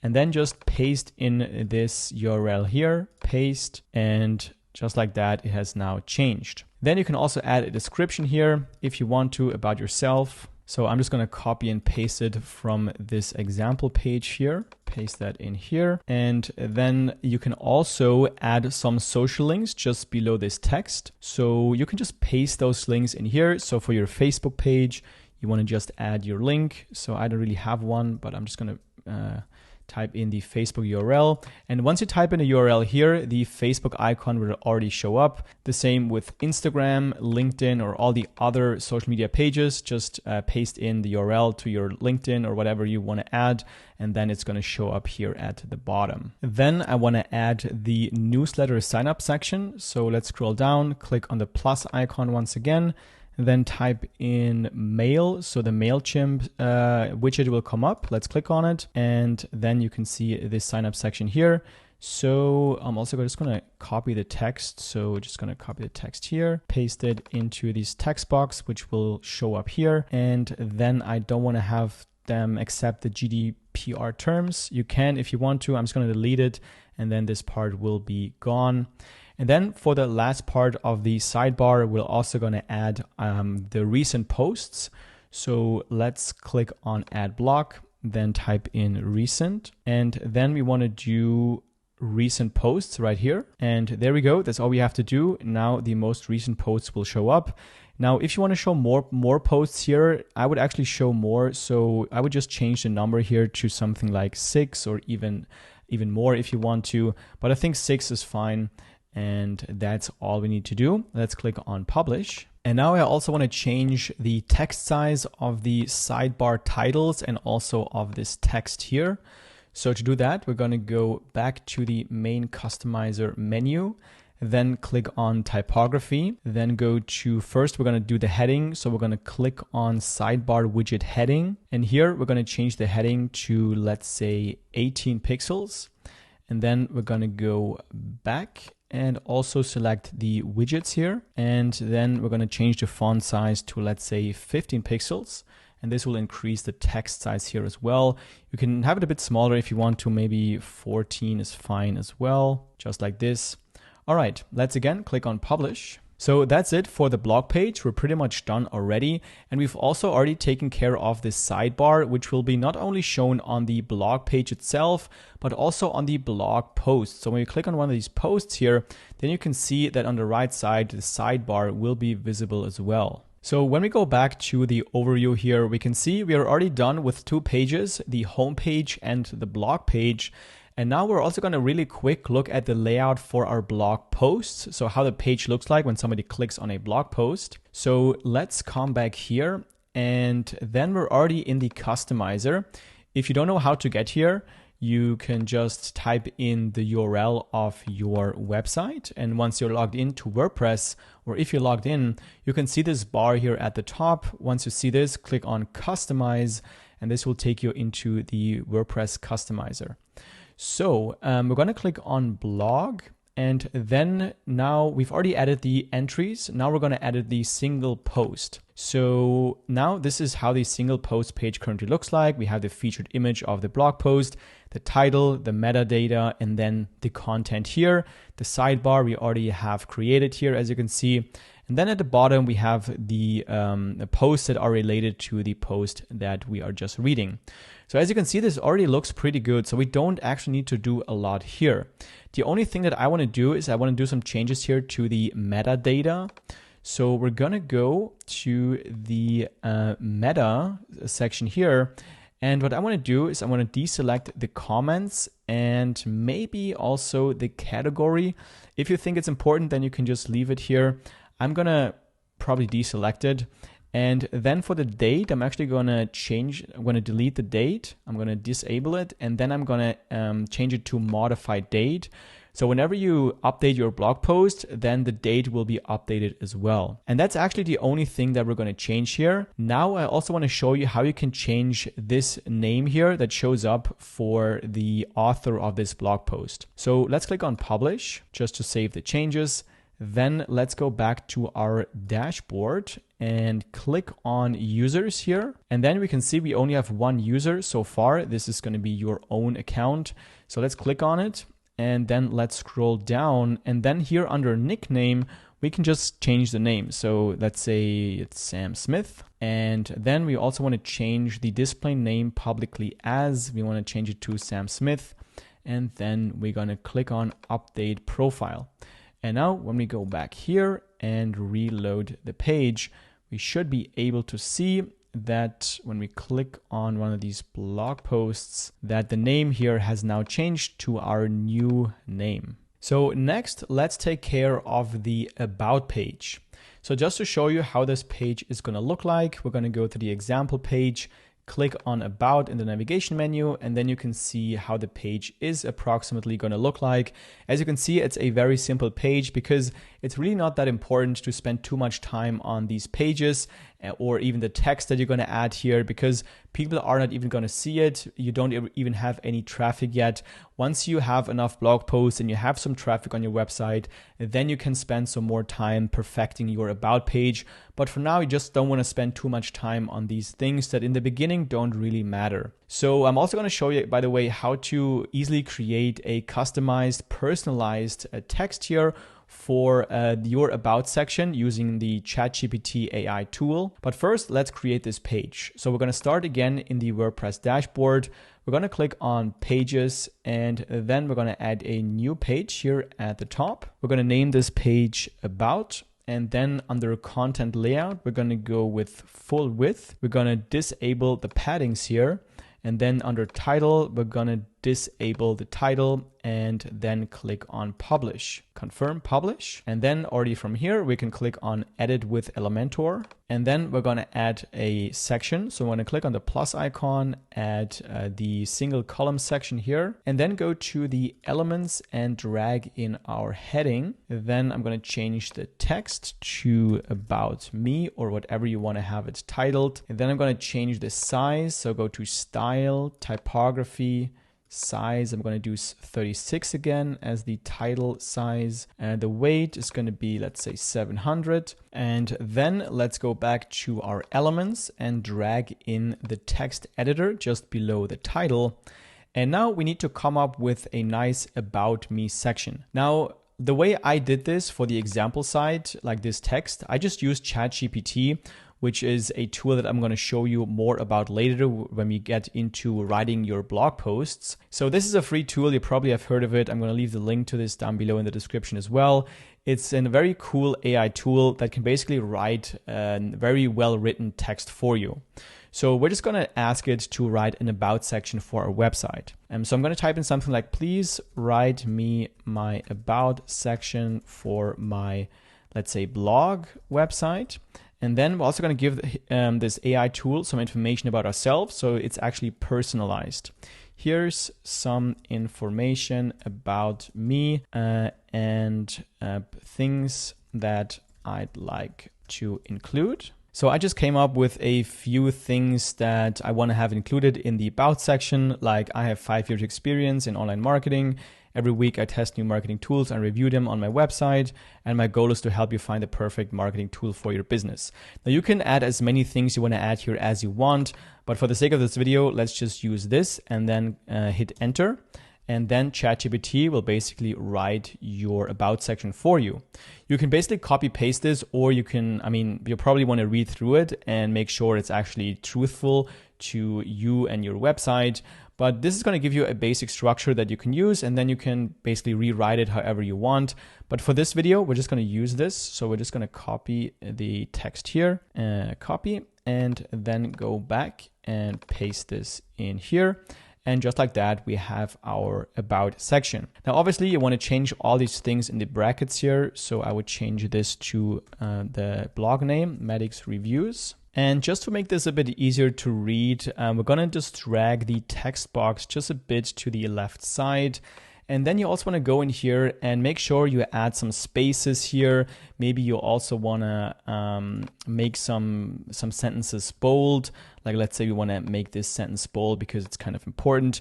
Just give this text a bit of structure so it's easier to read. But again, don't worry about it too much because like I said, probably nobody is going to look at this page in the beginning. Then obviously also add your name here at the bottom. And then I also like to add an image here at the bottom. So let's go to the elements and drag in an image, then click here. And I'm also going to just use this image here. Click on select, and then we're going to align this to the left, and we're going to decrease, we're going to go to style and decrease the width just like this. We can also change the border radius here. So when we click here and increase the radius, it will become a circle, which looks great. And now we're also going to add some padding or some margin here to the top and bottom. So we're going to click on the entire section, go to advanced, and then unlink the margin values, go to 30 pixels for the top, and then for the bottom, I'm going to do 100 pixels. And that's it. Let's click on update. And that's going to be our About Me page. Now, again, you can spend some more time here, add some pictures and so on. Personally, I like to do this once the website actually starts getting traffic. So I focus actually on the important things, which is writing blog posts. Now, to see how this looks like, you can always go to the preview icon here at the bottom, and then you can see how the page looks like. So now we only have one more page to go, which is the contact page. So let's go to our demo page and see what the contact page is going to look like. So we're just going to have a simple title, some text here, and then this form field where people can type in their name, email, and the message. So the first thing we want to do in order for us to create this form field is we need to install 2 plugins. So let's go to our dashboard and then head over to plugins. And then the first plugin we already have installed, which is the WP Forms Lite plugin. So we don't need to install that anymore. So let's install the second one. So let's click on add new here on the top. And then we're going to type in the search bar QI add-ons. And we're going to look for a plugin like this QI add-ons for Elementor. We want to install this. Install now, and then we want to activate. And this plugin is going to enable us to have some more styling options when it comes to our form fields with WP Forms. So the next thing we want to do is we're just going to do no thanks here. And then let's go to QI add-ons for Elementor and click on widgets. And then here we can basically deactivate the widgets for all of the options except for forms. So deactivate it for business, creative, showcase, SEO, infographics. And then for form style, we're going to leave this turned on and we're going to turn it off for everything else. And now because we have installed the WP Forms plugin, we should now be able to see this menu item here, WP Forms. So let's click on it. And then we're going to click on add new to create a new form. Then here we're going to use a simple template. So let's click on simple contact form and click use template. And then here we're going to do some changes to this simple contact form. So let's click on the first field here. And then for the format, I'm going to change this to simple. So we only ask for one name. Then I'm going to go to advanced and I'm going to just hide the label here. So I'm going to tick this option, and then the name text will be deleted. And then for the placeholder content, I will just type in your name so people can see what they need to type in here. Then let's go to the second field, the email field. Here again, I'm going to go to advanced, go to hide label. And then for the placeholder text, let's type in your email. And then for the message, I'm gonna change this to advanced and go to field size. I'm gonna do a large. Placeholder text, I'm gonna do your message. And then we're gonna hide the label as well to just keep things very simple and clean. And then actually I'm gonna make the message required as well. So let's go back to general and then tick the required option. So people actually need to type something in here. So that's going to be our form. So let's click on save and then close the window. And now we can see we have a new form, which is called simple contact form. So now we have everything we need to create our contact page. So let's head over to pages, then click add new, and we're going to name the page contact. And then here for content layout, we're going to do this 100% full width. We're going to disable the paddings. And then for title, we're going to disable the page title and then hit publish and confirm. And now let's click on edit with Elementor. Then let's add a new section. And let's do a one column section. Then we're going to need a header. So I'm going to go to the elements here and drag in a heading. So I'm just going to change this to contact or just contact us or something like that. Go to style and go to typography. Then I'm going to change the size of the title to 36 pixels, make the weight a 700. And then we're also going to add some text. So let's go to the elements again. Add the text editor just below. And then here, I just want to say that they can also send an email. So just like here on the example page, it's going to copy this text here and just paste that in here. And I think the size is actually fine. So I'm going to leave it at that. And now we can actually drag in the form we have created before. So let's go back to the elements here. And then we're going to type in WP forms, and then we have two options. Now, because we have installed the QI add-ons, we're going to have this option also, which gives us more design options. So we want to use this one. This is this red one. So I'm going to just drag this into the canvas. And then you can see this is the form we have created before. And we can now go to style over here, and then we can make some changes. So eventually I want to have this form look like this form on the demo page. So we have this green button, we have this shadow here around the form. So that's what we're going to do. So let's go back here. And then under style, let's first go to the button style. And then we're going to scroll down and go to button background color. So here, let's check out the default colors, and I'm going to change it to my accent color for this website. And then I also want to have the width of the button go through the entire page. So for the button full width option, I'm going to change this from no to yes. And just like that, we have this larger button. Then let's go to spacing style. And then under input padding, we're going to add 15 pixels to all the sides. And then let's go to the advanced menu here. Then we're going to open up the border menu here. And we're going to click on this pen icon next to box shadow to activate the box shadow. Then let's go to layout and add some padding to the inside of this form. So let's unlink these values. Then we're going to do 1 here. We're going to do 30 for the right side. For the left side, also 30. And then for the bottom, we're going to do, let's say, 20 or let's say 18. Then what I forgot to add are the rounded corners. So let's go back to border. And then for border radius, we're just going to add 30 here. And now it pretty much looks the same as here on the example page. Now the only thing we need to do is add some margin to the top and the bottom of this section, so it's not as close to the header and the footer. So let's click on the section, go to advanced. Then I'm going to unlink the margin values. And for the top, I'm going to add 30 pixels. And for the bottom, I'm going to add 100 pixels and click on update. Now, just for you to understand how this contact page works, it's very simple. So I'm going to do a quick demonstration. So let's open up this new page by clicking on this eye icon at the bottom left. And then let's just type in something random. So I'm going to type in my name. a random email, example@gmail.com, and then type in just a message, hello. And then when we click on submit, we should be getting a message saying, thanks for contacting us. We will be in touch shortly. And now what happens is that you, the owner of this website, will get an email to your inbox of the email account you have used for WordPress. And you're going to see this email. So it's saying new entry, simple contact form. And then when you click on the email, you can see the name, the email, and then also the message we have just typed in. When you want to get in contact with this person that has filled in the contact form, you can just click on reply, and then it will already put in the email they have given you as the recipient. And then you can just type in whatever, or just respond to them and send them an email, and then just keep in contact via email. Great, so now we're done with all of our 4 pages, and we can see that in the dashboard.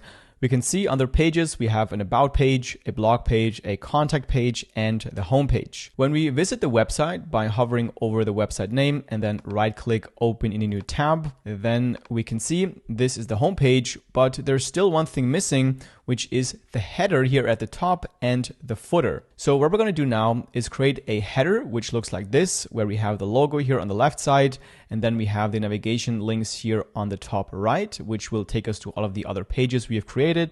And then the footer, we're going to also add the logo once again, and then our legal pages, the privacy policy, terms of service, or any other policies you want to add here. So let's go ahead and create our website header. And the first thing we got to do is create our main menu that you can see here. So let's head over to our WordPress dashboard, and then go to Appearance and click on Menus. And then we want to create the menu by giving it the name here. So I'm going to name it Main Menu. Click on Create Menu. And then we need to add pages to our main menu. So under pages, let's click on View All. And then what we want to add is our blog page, our about page, and our contact page. So let's click on Add Menu here. And now we can see we have these pages in the main navigation menu. We can also move them around by just dragging them up or down. So the ones that are at the top here are the ones that will come up first. Now, under main menu settings, we want to choose the display location, so where this menu will be displayed. And I'm going to choose main, which will then mean that it will be shown in the website header. So let's click on Save Menu. And then let's look at our website again by going here and then right click Open in a new tab. And now we should be able to see we have this new menu, as you can see here. And now to customize this menu, to make this look exactly like what we see here, we're going to have to go and click on Customize. Then here, the first thing I want to do is disable this top bar, which is the bar above the header. So let's click on Top Bar and then go to General, and then just untick the Enable Top Bar option. And now you can see the top bar is gone. Let's click on Publish. And now the next thing I want to do is disable this border that you can see here just below the header. So let's go back to the main menu. Then let's go to Header, General, and then for the header border bottom, we're just going to click on Disable, and that way the border is gone. Let's click on Publish. Then let's go back one step and click on Menu. And then here what we can do is add an effect that will be shown whenever we hover over the links here. So what I want to do is just add this underline effect that you can see here when we hover over this navigation menu. And you can do that by going to Link Effects, and then it's this first one, underline from left. And then when we hover over the links, you can see you have this underline effect. We just need to change the color as well. So under Links Effect Color, we're gonna change this from the blue to the accent color that we have for our website. So I'm going to take this color here and then paste the color code in this field, and then just click out of the window. And now when we hover over here, you can see we have this green underline. Then let's scroll down, and for the link color, this is just the color of the text here. So I'm going to change this to also one of my default colors, which is this one here for the text. So copy this code, paste that in here, and now the color has changed. And then I also want to disable the search function here. So I'm going to scroll down and look for search icon, and then I'm going to change it to disabled, and now it is gone. Let's click on Publish. And now the last thing I want to do is change the font size of this menu. So let's scroll all the way up, go back 2 steps, then go to Typography, go to Main Menu right here. And then we can change the font size here. So currently it's 13 pixels. I'm going to change this to 17 pixels to just make the menu here a bit larger. Then click on publish. Next, we're going to add our logo to the header. So let's go back and then back again, and then go to header and click on logo. And then we can click on select logo here, and we can drag in our logo. So I've prepared one for this website, which looks like this. So let's click on select, and then obviously we want to have it, we want to see the entire logo. Click on crop image, and there we go. This is far too large. So for the maximum width, we're gonna set this to be a bit smaller, probably something like this looks fine. So now I want to quickly show you also how I created this logo, because it's actually really easy. I've used a tool called Canva. You can find the link down below in the description. So once you have an account with Canva, just click on create design. Then for this logo, I've used a custom size here. Then I've used 1400 times 200 pixels. You can also use other dimensions depending on what your logo should look like. Then create new design. Then I took the text tool, add a heading, then type in the name, so Maddox Reviews. Then make this all caps, make this larger, kind of like this. And then I also just added an element here. So go to elements on the left side, type in marketing, because this should be about marketing. Then under graphics, see all. And then I have a lot of different marketing graphics that I could use for my logo. So I want to have something simple, maybe something like this would work. So I have a premium account with Canva. That's why I have access to probably more elements than you with a free account. But obviously you can also upgrade if you want to. So then you can also change the color. So for example, reviews, I would change to one of the website colors, which could be this one here. Then we're gonna go to colors and then add this color code. And then for the logo, we can also change the color. So I would change this green to my accent green color. And then the yellow I would change to that was wrong. The yellow I want to change to black, or do it the other way around, or have this one green and this one black, so whatever you want. But this way you can really easily create a quick logo using Canva. Now what you want to do is you want to have a logo for a light background, like a white, and then also one for a dark background. So what I like to do is just click on the duplicate icon here, and then everything that's black, I'm going to change it to white. So just highlight the black part and then change the color to white. Here the same, change the black to a white color. Then click on the background and then change the background to a black. And now you have a logo for a light background and a dark background. Now to download these logos, we're just going to click on share and then click on download.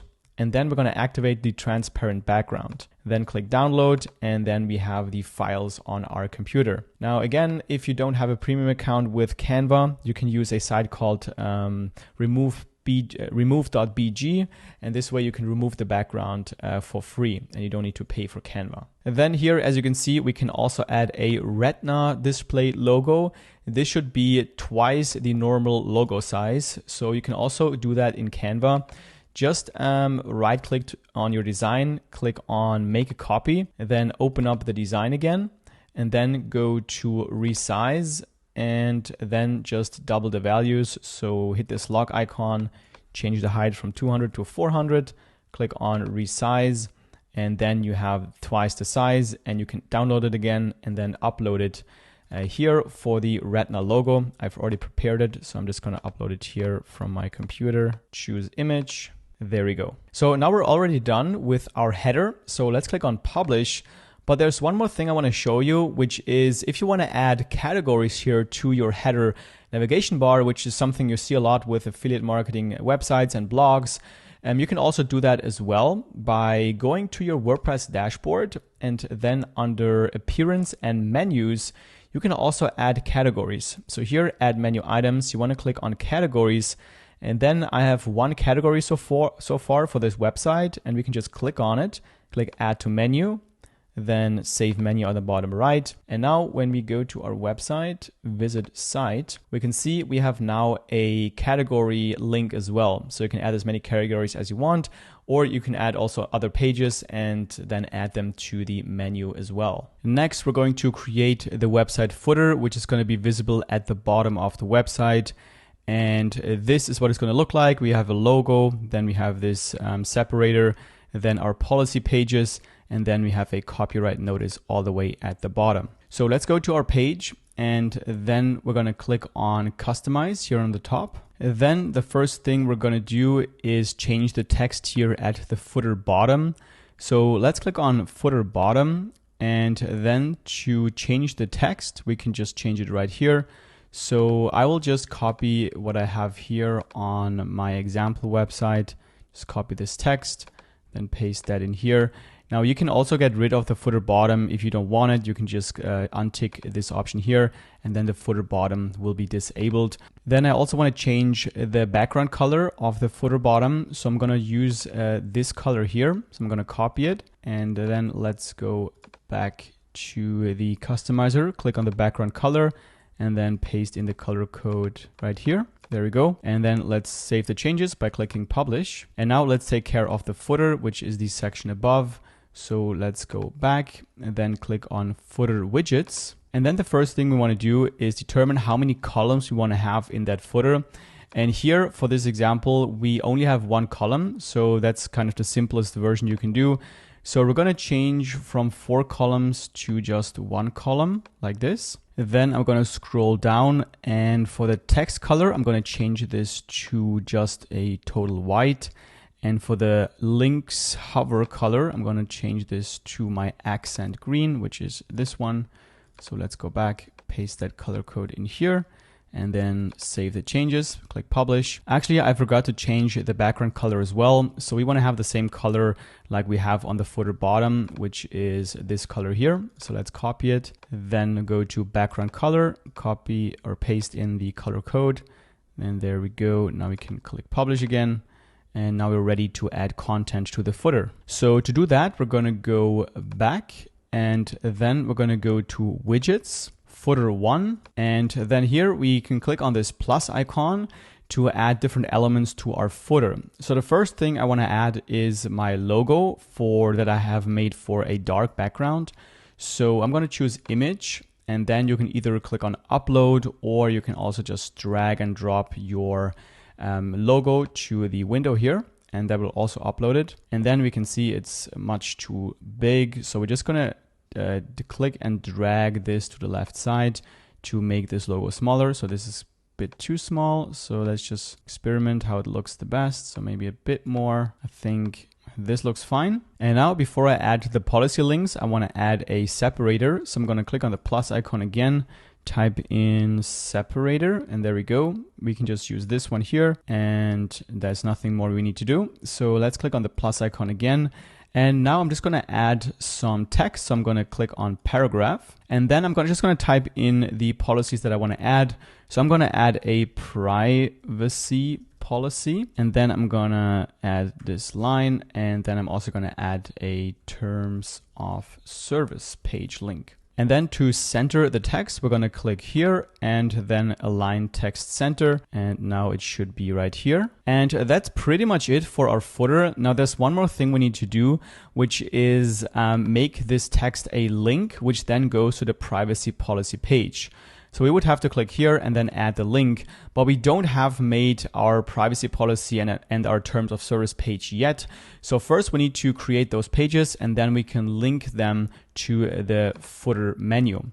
So first let's click on publish, and then let's go back to our dashboard and create those pages. So let's click on pages, then click on first close this here, and then click on add new. We're going to start with the privacy policy. Then for content layout, we're going to do 100% full width and disable the paddings.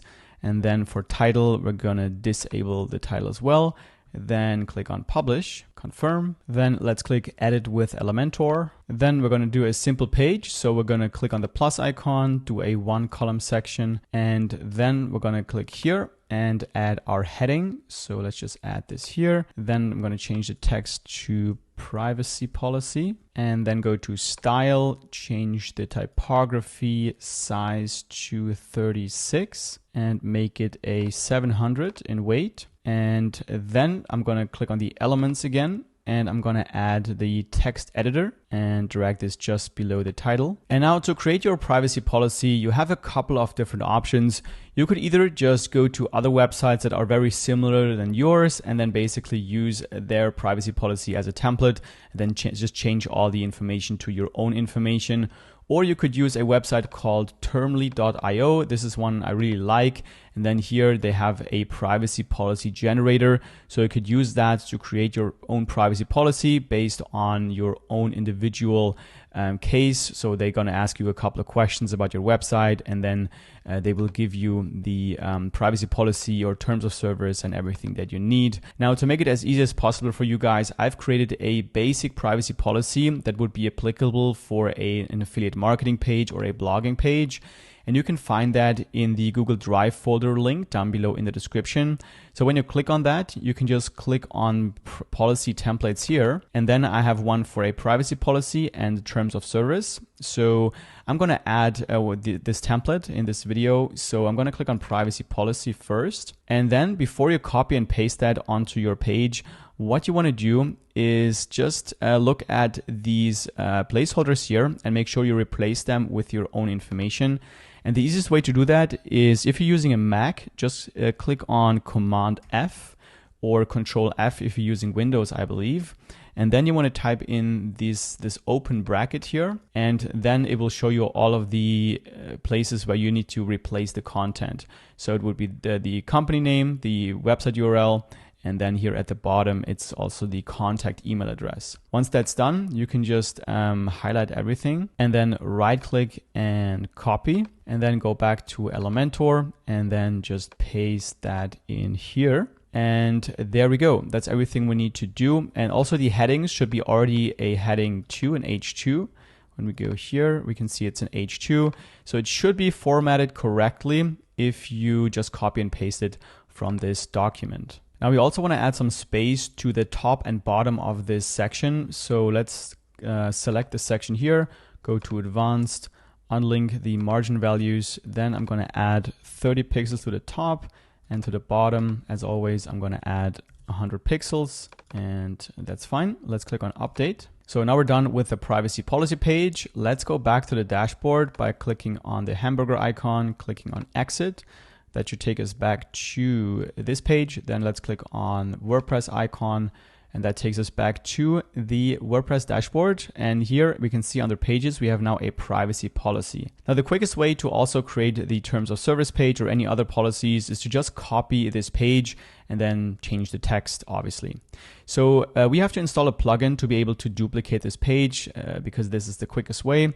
So let's click on plugins here on the left side, and then click on add new. And then we're going to search for duplicate page. And here we can see we're going to just use this plugin here. So let's click on install now, activate, and then let's go back to our pages. And now when we hover over our privacy policy page, we can see we have a new button that says duplicate this. So let's click here, and there we go. Now we have a new page as a draft. So to change it, let's click on it. Then we're going to change the title to terms of service and publish the page. Publish, and then click edit with Elementor. And then we're just going to replace the content. So here, instead of privacy policy, we're going to do terms of service, and then also replace the content here. So I'm going to again use my template for a terms of service page. So go back to the Google Drive folder, click on terms of service. Then we want to make sure to replace all of the placeholders here. So again, hit Command F, type in the open bracket, and then we can see all the places where we need to replace the content. So do that. And then once that's done, I'm just going to highlight everything, right click, copy, go back to the Elementor. Then I'm going to highlight everything here, delete it, and paste in the new content, and everything should be formatted correctly. So there's nothing more we need to do. Let's click on update. Then let's go back to the WordPress dashboard again. And now we have our privacy policy page and terms of service page. The last thing we need to do is link those pages to the footer menu. So let's go to our page by hovering over here, right click, open in a new tab, and there we go. And now we want to link those pages to the menu here. So let's click on customize, then go to widgets, footer 1, and then for the text here, we're going to add the links. So to get those links, we're just going to go back to the dashboard. Then we're going to just click on this page, the privacy policy, and then here's the URL. So I'm going to just copy the URL from here, copy link address, then go back here, make sure this is highlighted, go to link and paste that in here.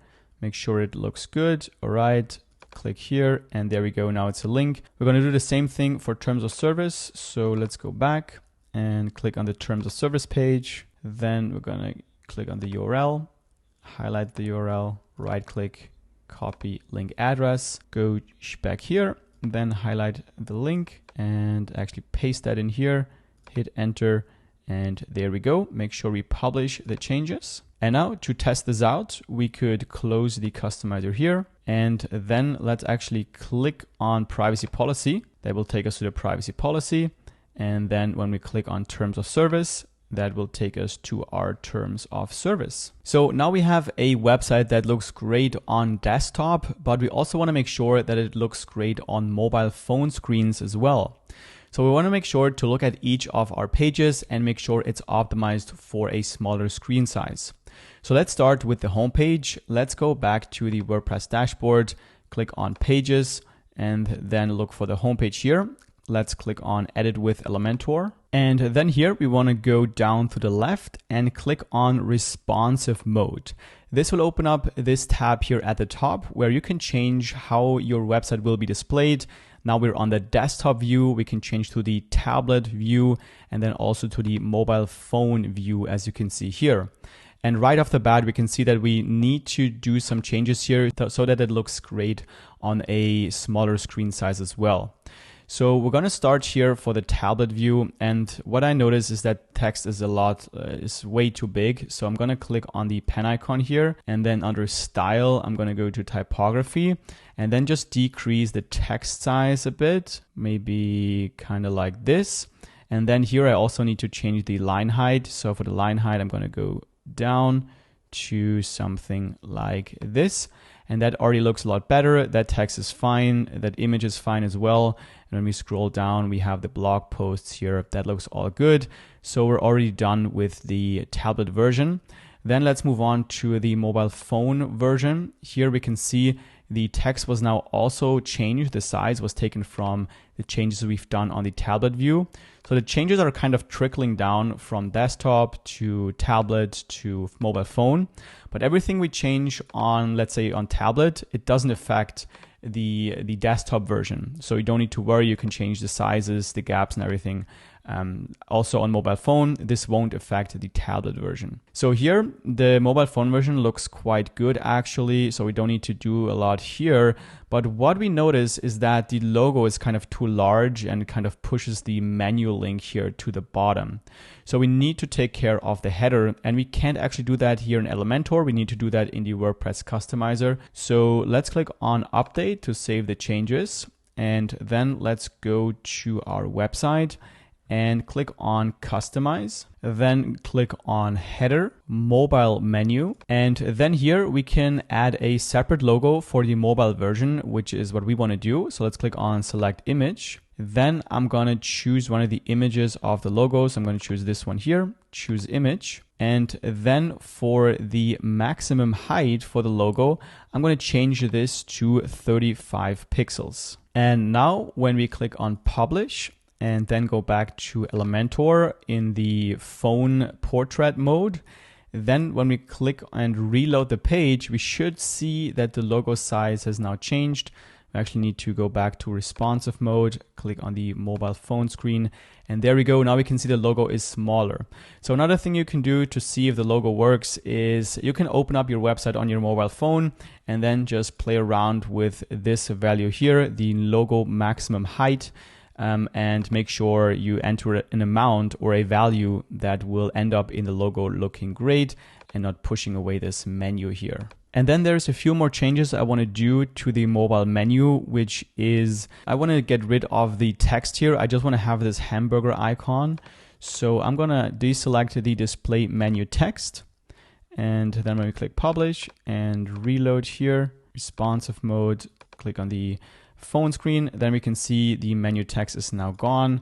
And I also want to, for the hamburger button, I want to change from default icon to 3DX because I think that's a nicer animation design, and click publish. And then the last thing I want to also do is get rid of the search function. So when we click on the menu here, we can see that there's a search bar and I want to get rid of this. So I'm going to deselect the mobile menu search and then again click publish. Then to see if it worked, reload the page, go to responsive mode and click on the mobile phone screen. Again, this would be faster if you just use your phone and then reload the page there so you can see the changes. And now you can see the search bar is gone. And that's already it for the homepage. It now looks good on every screen size that we have. Now we want to go back to the dashboard and also look at the other pages. So let's go back here. And the next page we're going to look at is the About page. So let's click again on Edit with Elementor. And then let's go to responsive mode, go to the tablet first. And I think this looks fine. We can actually make this a bit wider here for the tablet screen, kind of like this. That looks good. Image size is good as well. Let's go to the mobile portrait mode. The text looks good, heading looks good. And here I notice the image is a bit too small. So let's just click on the pen icon here, go to style, and then let's go to width and then change the width just a little bit so we can increase the image size. And maybe let's go back here and maybe increase the image size here as well a bit. Let's go to width and then do it like this. And that's everything we need to do for the About page. Now I've already went through all of the other pages to see if we need to do some adjustments, but they're already optimized for mobile, so there's nothing we need to do. But to be absolutely sure for your website, you want to go through each of the page, go to the responsive mode, and then see if everything looks good on smaller screen sizes. You can also open up your website on your phone and then go through all of the pages there just to make absolutely sure. So one thing we haven't covered yet is how to connect your website to an email marketing provider so that you can send out email newsletters and email marketing campaigns to whoever signs up here on your homepage with their email address, or when they read a blog post and then sign up through the sidebar right here, or maybe you also have sign up sections inside of the blog post itself. So what we're going to do is we're going to connect our website to an email marketing software called MailChimp. MailChimp is one of the most popular email marketing tools, and they also have a free plan that you can use if you have under 500 contacts, and that allows you to send up to 1,000 emails per month. Now I do have a complete MailChimp tutorial that I'll link down below in the video description. So you want to watch that if you want to really get into how to set up your campaigns, how to set up your MailChimp account. But for now, I just want to show you how to connect your account to your WordPress website. So I've already created a new account here on MailChimp. So you want to make sure to have your account created. Then we want to log into our account and go to our account icon here at the top right. Click on Profile, and then we want to click on Extras and then click on API Keys. Now to connect our website, we need to create a new API key. So let's scroll down and click on Create a Key. And then to name this key, I'm just going to name it by the website I'm going to connect. So let's say Medics Reviews website and click on Generate Key. And now I'm going to copy this key right here and go back to the WordPress dashboard. And now to connect our website, we're going to use the OceanWP menu here. Click on OceanWP. And then we're going to scroll down and click on integrations right here. And then we can see here MailChimp. So what we need to do is just copy and paste that API key into this field. And then we also need the audience ID. So let's go back to the MailChimp account. And now let's go to audience and go to all contacts. And then from here, let's click on settings, audience name and defaults. And then you should be able to see your audience ID right here. So this is the ID we need to copy. So right click, copy, and then go back here and paste that into this field as well.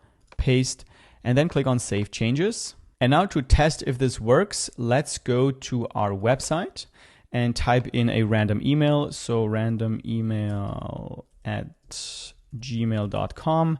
Click on Join Now. Thanks for your subscription. Now let's go to our MailChimp account, go to audience, all contacts. And now we can see we have the new email we have just typed in our email list, and we can now start to send them newsletters or send them an email automation campaign, whatever you want. Again, if you want to learn how to set this up step by step, I'll leave a complete MailChimp tutorial down below in the description. And now the last thing I recommend you do is install a security plugin called WordFence Security. So let's click on plugins and add new. Then we're going to search for WordFence Security. And then we're going to install this plugin right here. Just click on install now, activate. And then here you can see we need to get our WordFence license. So let's click on this button. And then we're just going to go with the free plan. Let's get a free license. Then click on this link here. Type in your email address. Then here I'm going to choose yes. And then tick this option and click on register. Now let's go to our email inbox to get the license key. So I already opened it up. It's this email right here. So let's click on it. And then I'm going to click on install my license automatically. And this will take us back to WordPress, where we just need to click on install license. And that's all we have to do. Now we have the free security plugin WordFence, which just makes sure our website is secure. Now let's go back to all of our plugins and then make sure everything's activated. So the one thing we can now activate is Lightspeed Cache. This will then make sure our website is faster because it will enable caching. So let's click on activate. And now the caching is activated. We also want to make sure that the auto updates are enabled everywhere. So I'm going to just enable it wherever it's disabled. And here QI add-ons and then also WordFence. Make sure all the auto updates are enabled. All right, so now I'm going to show you how to actually make money with your affiliate marketing website by creating high quality and search engine optimized blog posts that rank on the first page of Google and that are optimized for transactional keywords that actually make you money through affiliate marketing. But first, I want to give you a quick presentation that will teach you how to think about affiliate marketing and creating content to actually maximize the revenue you can make with your affiliate marketing website.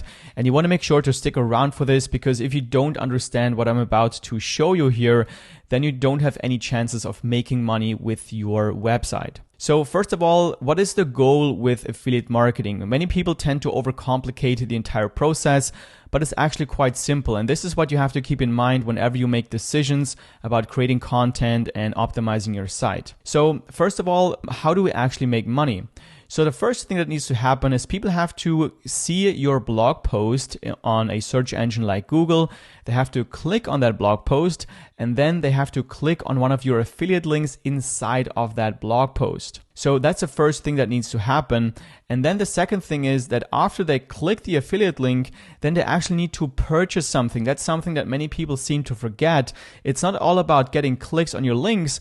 It's also about actually people who click on those links buying something at the other side, and the product that you're promoting and that you're recommending. Otherwise, you will not make any money. So the goal is to make sure we increase each of these two elements, which is we want to get as much clicks as possible onto our blog posts, because people are not going to just randomly find your website. People are going to find your site through your blog posts that are optimized for specific keywords that people are actually searching for. And then obviously people need to click on those links. You want to get as many link clicks as possible, but we also want to make sure that the people who are actually visiting our site and click on those links, that these are actually people looking for a specific product and they are ready to make a purchasing decision, which will then happen here. And at this stage, you want to make sure we increase the potential of money we can make per single click or per lead we send to that product. And then also we want to make sure that people actually convert to a customer. It doesn't make sense to have 1,000 clicks, but none of them actually buy something. That will just make us zero money. So keep that in mind at all times. Now, to look at this a bit more closely, what do we actually need here to increase this part of the equation? So the first thing we need is traffic, meaning we need people to be actually interested in what we are posting, the content that we create. And then we also need to look at competition, which is also something many people underestimate or they don't even look at it, which means that obviously when a lot of people look for a specific search term, then we're not the only ones that create content for that search term. So there are already tons of websites trying to rank on the first page of Google for a specific search term with their blog post. So we can't just look at, okay, what people are looking for, what actually makes money, let's create content about that, because then we probably will end up on page 30 on Google and we will not get any clicks on our blog post, and no clicks on our affiliate links means we make no money. So we want to keep in mind, we need to look at the traffic, because if there's nobody looking for the content, then we also don't get any clicks. But if there are people looking for it, but there's too much competition, we also don't get any clicks. So you want to always keep in mind traffic and competition. These two things always play against each other. So, and then for this part here, we want to increase the revenue potential. I would say this is the part that most people tend to forget, and then they just create an affiliate marketing website promoting Amazon products where they make like, I don't know, like a 1% commission, so a couple of cents every sale, where they could actually make $100 or more per sale if they would just go in a different niche or maybe promote different kinds of products where they get a higher percentage or a higher one-time payout. So this is consistent of three main things. So the first thing, and this is one of the most important things, is you want to publish transactional content, meaning you don't want to just publish something, I don't know, ideas for creating something weird. I don't know. You want to create something where people are search that specific term, like for example, best camera gear or best website builder. People who search that topic and click on the blog post, they're in the market to actually purchase a product. And this is what we want to create content about, because when those people land on our blog post and click on those links, these people are actually very likely to make a purchasing decision. This is why we need to create transactional content. I'm going to show you exactly how this looks like, but always keep in mind the content needs to be transactional, meaning it needs to be a content that somebody would read that is about to purchase something. Then we want to have a high conversion rate. Now, this is really hard to judge when you're starting out because you don't have any experience with products, but you want to make sure that the product you are recommending actually converts and makes you money. It doesn't make sense to send clicks to a product that is actually not good and that doesn't convert and doesn't make you any money. Now, you can't really see how this really works in the beginning, but once you get some traffic, once you get some conversions or just traffic, you can see if people convert or not, and then you might want to move on to another product. And then here at the bottom, this is you can't really see it, but it says high commissions. We want to make sure to promote products that actually pay out high commissions and not just a couple of cents. So there's not even that much traffic we need to send in order for us to make a lot of money. So this is key as well. So again, these are the three things you want to keep in mind when deciding what content we want to create. So the search term we want to create our content for needs to have some traffic volume, meaning people are searching for that specific term. Then we want to look at competition. If there's too much competition, meaning there's too many high authority sites that already rank for that term that we can't compete against, then it doesn't make sense for us to create content about that term. And then we also need to make sure that that search term actually has revenue potential, meaning people who are searching for that term are about to make a purchasing decision. So just to make this absolutely clear, we want to make sure that every one of these three things is actually in the green. So for example, if you have a lot of traffic and there's no competition, but there's no revenue potential, we don't make any money. We would get a lot of clicks, but none of these clicks convert into a customer, so we don't make any money. Then if we have a lot of traffic and there would be revenue potential, but the competition is too high, we would end up on page 20 or 30 on Google and we wouldn't get any clicks, we wouldn't make any money. Then if there's a high competition, or if there's no competition or little competition, and there's also revenue potential, but there's no traffic, so nobody's actually looking for that term, that means also we don't get any clicks. You might be on the first page of Google, but nobody visits that first page because nobody types in that search term, meaning we don't make any money. So only when there is traffic, when there's not too much competition, and when there is revenue potential, this is when we make money. So on a more practical level, how do we actually find out how much traffic there is, how much competition there is, and what's the revenue potential for a specific keyword? So for the traffic and the competition, we can use a tool called SEMrush. This is going to tell us exactly what the traffic volume is for the keyword, what the competition is, and we can get a lot more data inside of this tool, which I'm going to show you how to use in a bit. Then for the revenue potential, we want to first think about if that search term would actually lead to somebody purchasing something. So whoever searches that term, is that person just about to make a purchasing decision? And then we also want to think about the niche. So there are niches that are more profitable than others. And I'm going to leave you a document down below in the description, giving you a list of the most lucrative niches, in my opinion. But when you look at different niches, what I would recommend you do is just look at the top websites in that niche, look at what products they promote, and look at the affiliate program for those products and look at the payout they're getting. Then when you look at the traffic that the website gets, then you can estimate how much money they're making based on the commissions they're getting for the products they're promoting. So look at your market before you decide to go into a niche. But there's no shortage of niches you can go into. You just have to do some research before you actually commit to one. And then in my personal experience, I have to say that I find it a lot easier to make a lot of money with digital products compared to physical products. And I also see other people in affiliate marketing that make a lot of money. Most of them are promoting digital products. Now, there are major sites promoting physical products as well, but the amount of traffic you need to make a lot of money with physical products is actually insane. So for beginners, I would highly recommend to focus on digital products. And so those could be like online courses, platforms, softwares, things like that, where there's not actually a physical product being shipped when somebody purchases something. And the reason is because those companies are able to pay you a much higher commission because they have a lot lower overhead. So when somebody signs up, let's say to Wix, then they don't really need to ship out anything. They're just allowing that customer to now use their site. So that's why they're able to pay you a high commission. So usually it's between 10 and 40% of the sale or of the recurring monthly payment of the customer, or you just get a one-time commission between $50 and $300.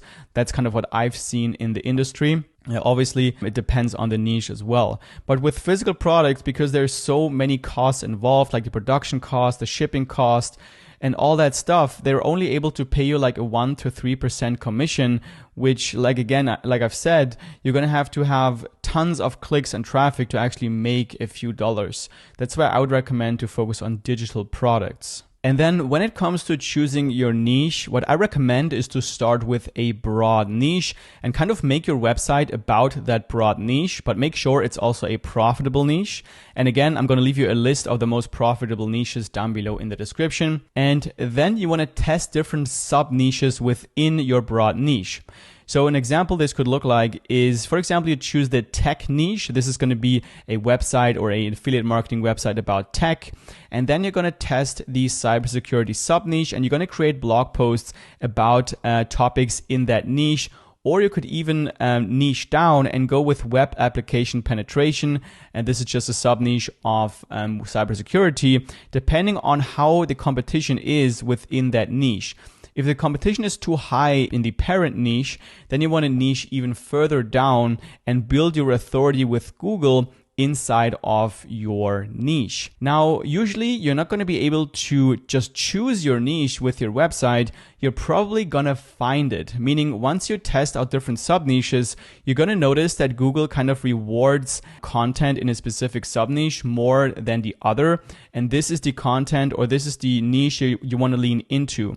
So Google will kind of determine where you're an expert in and kind of give you authority in that specific topic. So what you have to do is just continue posting content. Then you want to read the data. So what content actually ranks, what content gets clicks, and what content makes money, and then adjust based on that data. And then what you also want to keep in mind is probably the most important thing when it comes to affiliate marketing, which is that it's a marathon and not a sprint. Affiliate marketing is really a long-term game. And in the first couple of weeks or even months, you're not going to see much results or even money rolling in. That's why you need to be committed, and you need to be willing to do this for at least 6 months until you make a decision if this is for you or not.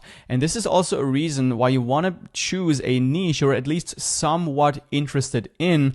Otherwise, it's going to be very hard to just continue working when you don't see many results in the beginning.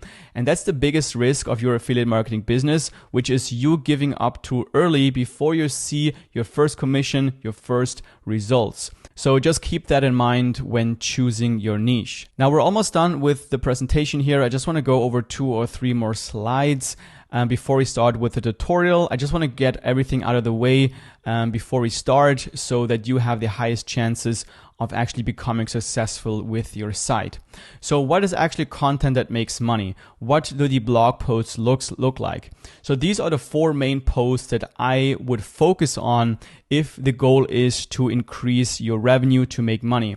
The first one is Best X for Y, which for example could be the 7 best website builders of 2023 or the 7 best website builders for small businesses. People are looking for this search term, are in the market for a new website builder that they want to use. So it's a perfect transactional content. Then we have how to do a specific thing. So how to, let's say, create a website. People who do a specific thing, they probably need a tool to do that thing. And you're going to be the affiliate promoting or recommending that tool. Now for building websites, obviously it's going to be website hosting or a website builder. So you can make commissions through that. And then we also have a specific review. So if somebody's looking for a review of a specific product, this person is really close to actually purchasing that product or an alternative of that product, which is why this is a great type of article to create if you want to make money. Then we also have X versus Y. So for example, Wix versus Squarespace.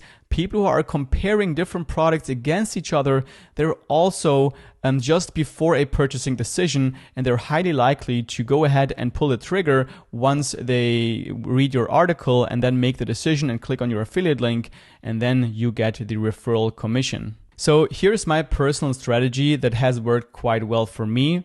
What you're going to notice is when you do some keyword research is that posts that are how to do something or best X for Y. These posts for most niches usually have a lot of traffic, but also have a very high competition, meaning in the beginning it's very hard to rank for these terms. So in the beginning, I would focus on these terms right here, which is a specific product review, then another product review, and then another product review, all in the same niche. And then once you have done all these, you can go ahead and compare these products against each other and create separate blog posts for these comparison content posts. And then once you have done all these, you have a lot of knowledge and also posts about this topic. And this is when you can create a post like this. So this would be like a pillar post that has a high traffic potential. And then you can link to all of these other posts here, and you can have these posts linked to this post. So this is basically how I would build authority within a specific niche. And again, I would start with these search terms that are either a review or that are a comparison between 2 different or even 3 different products, because usually these have a lower competition compared to these kinds of posts here. So for example, for the website builder niche, this could look something like this. Like you would create a Wix review, a Webflow review, and a Squarespace review, which are all website builders. Then you're going to compare Wix versus Webflow, Wix versus Squarespace, Webflow versus Squarespace, and so on. And then once you've done that, you can build your pillar content, how to build a website using Wix, or how to build a website for a small business, or the best website builders for small business, 7 best website builders for photographers, stuff like that. Perfect, you did it. That's all the theory out of the way. Now let's get practical and start with the tutorial. And the first step is going to be setting up Rank Math. This is a free plugin that we're going to use to optimize our blog content. And this will also automatically install the Google Search Engine, Google Search Console, and also Google Analytics. Then we're going to spend some time finding profitable topics for our niche. And then we're going to do some keyword research using the tool SEMrush. And then once that's done and we found our keyword that we want to write a blog post for, I'm going to show you how to create an optimized blog post for that specific keyword step by step. All right, so now we are back in the WordPress dashboard. And before installing the Rank Math plugin, we want to go ahead and click on Posts. And then here we can see all of the dummy posts that we have just created to make sure we can build our website and see how it will look like. But now before we actually index our site, we want to make sure to delete all of that content because we don't want to confuse Google with just fake content that is random on our site. So make sure to select all of them by clicking here. Then let's go to bulk actions, move to bin, apply, and then let's go to the bin here and click on empty bin, and that's it. Now let's go to plugins, then click add new, and in the search box we're going to type in Rank Math, and it's just this plugin right here. So let's click on install and activate. Then it automatically prompts us to connect our Rank Math account. So let's click on connect your account here. Now, because I've already created a Rank Math account, it kind of wants me to activate it for the old account, but I actually want to create a new account here. So I'm going to click on login here. And then you probably don't already have a Rank Math account. So what you're going to do is click on register now here at the bottom. And then you can sign up for Rank Math using Facebook, Google, WordPress, or you can just use an email address. So I'm gonna click on use email address, then type in your name and email address and click on register, activate now. Then make sure advanced is selected here and click on start wizard. Then we can say what kind of website we have. So I'm just gonna stick with personal blog. Then the website name is fine. We don't need anything here. This is also fine. Then logo for Google, you want to upload a square version of your logo. So I'm going to do that quickly now. There we go. And then for default social share image, this will just be displayed for when somebody shares your blog post and you don't have a featured image. But as I always add a featured image for the blog post, I'm not going to add anything here.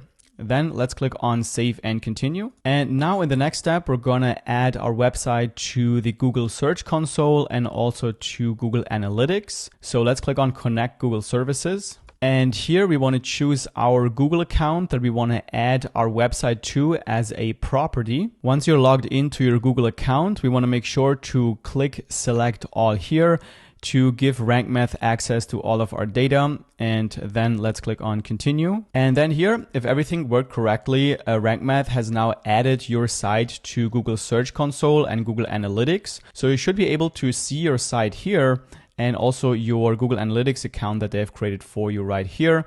Now, the first few times I've done this, I ran into some issues where I didn't see my website here, so I couldn't choose it. And if that's the case, what you want to do, then you want to first wait like 30 minutes to an hour. Sometimes it takes some time until they can add your site to these services.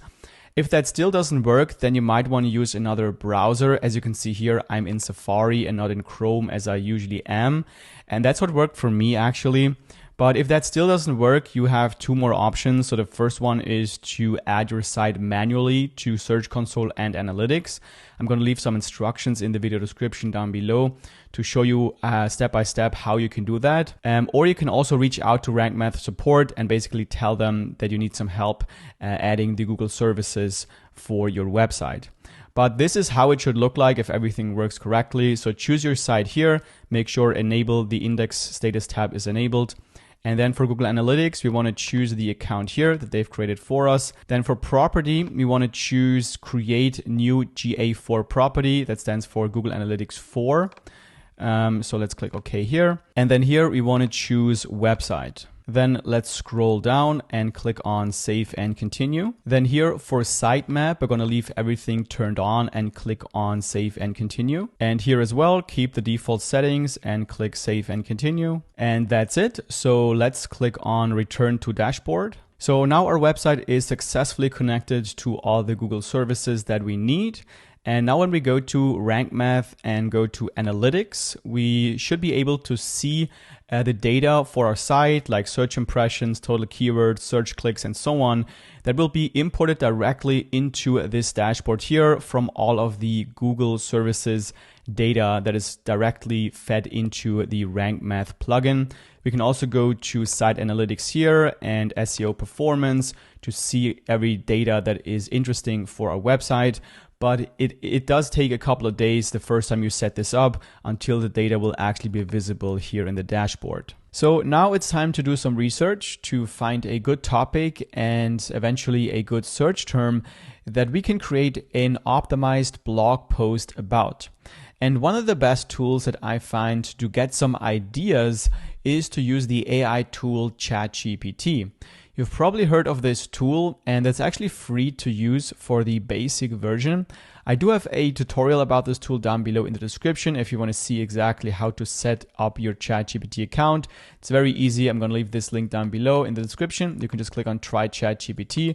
And then you want to sign up with your account. I'm already signed in here, as you can see. And then with the basic version, you just get the GPT 3.5 at this moment. And then if you upgrade to the Pro version, which I think is like $10 or $20 a month, you get access to GPT-4, which is a lot better in my opinion. And we're going to use this one later as well to create our blog content.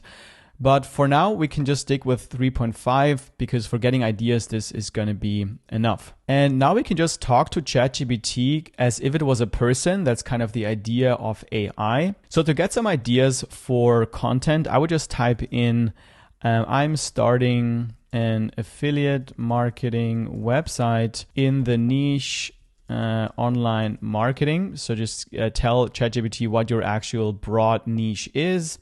And then let's say, what would be some good sub niches? So we want to get some sub niche topics that I could write about if my goal is to make money through affiliate marketing. Then hit enter. And then as we can see, we already get a lot of ideas about what we could write about, like social media marketing, SEO, content marketing, email marketing, affiliate marketing, PPC advertising, and so on. So you could just go and do some additional research for these topics, look at the different products you could promote. Let's say we want to go into the email marketing space. So then we can follow up and ask for the best like affiliate programs for email marketing. So let's type in something like, I would like to write about email marketing tools. What email marketing tools have the best affiliate programs in terms of how much money you can make? Hit enter. And this will give us a list of some good email marketing providers that have an affiliate program. Like for example, ConvertKit, they pay out 30% recurring commission on referrals, which is great. Then we have GetResponse, they pay out a 33% recurring commission. So that's very common with email marketing providers, that they just pay out a percentage commission on basically forever as long as the customer stays with their platform. Now to do some additional research and see if this actually has a revenue potential, I would actually look up all of these email marketing providers, like go to their websites. For example, let's go to ActiveCampaign, just copy it, paste it in the search bar, then go to their website here, and then look at the pricing here and then see what people actually pay for using the software. So here, for example, you can see that there's, for the marketing plan, it's like $49 per month, $149 per month. And as we can see here, what do they say here? Offers a commission for referred customers. So they don't actually tell us what the percentage is. So to really see what they offer for the affiliate program, you want to go to the actual website of the product, then scroll all the way down, and then you want to look for something like partner program, affiliate program. And so here, let's see, it's actually become a partner, and then here is affiliate. So let's click here. And then we can see they, first of all, they say earn an average of $1,350 per referral, which is insanely high. And they actually pay out 20 to 30% recurring commission per a paying customer that you bring to the company. So just by looking at this, I can already see that there is definitely revenue potential with this provider. I would also go to the other providers here, like for example, ConvertKit, GetResponse, and so on, and see if it would make sense to write about email marketing providers and if it has a revenue potential. But based on what I've seen here so far, it does definitely have revenue potential. And now just to show you that this assumption would actually be correct, I'm going to show you my dashboard because I am actually an affiliate with ActiveCampaign. I'm actually in the highest tier, so they pay me 30% of every sale they make for the life of the customer. So as you can see here, this was actually today. I got a payment of 31 Australian dollars. Then yesterday, 229 Canadian dollars. This was the day before, $21. And also same day, $86, $21, $55. So these are recurring commissions, as you can see here. So far, the total commissions have been $71,000 US. So this is kind of what I mean when I talk about digital products over physical products, the revenue potential, and looking at how much money you can actually make with a specific product and an affiliate program before you invest a lot of time into promoting it or into promoting this type of product in general. So here, for example, when I go to paid accounts, here you can see every new customer that has signed up and then the estimated annual commission that I will be getting every year for the lifetime of this customer. So as long as this customer stays with ActiveCampaign, I will be getting this amount every year for the customer that I bring.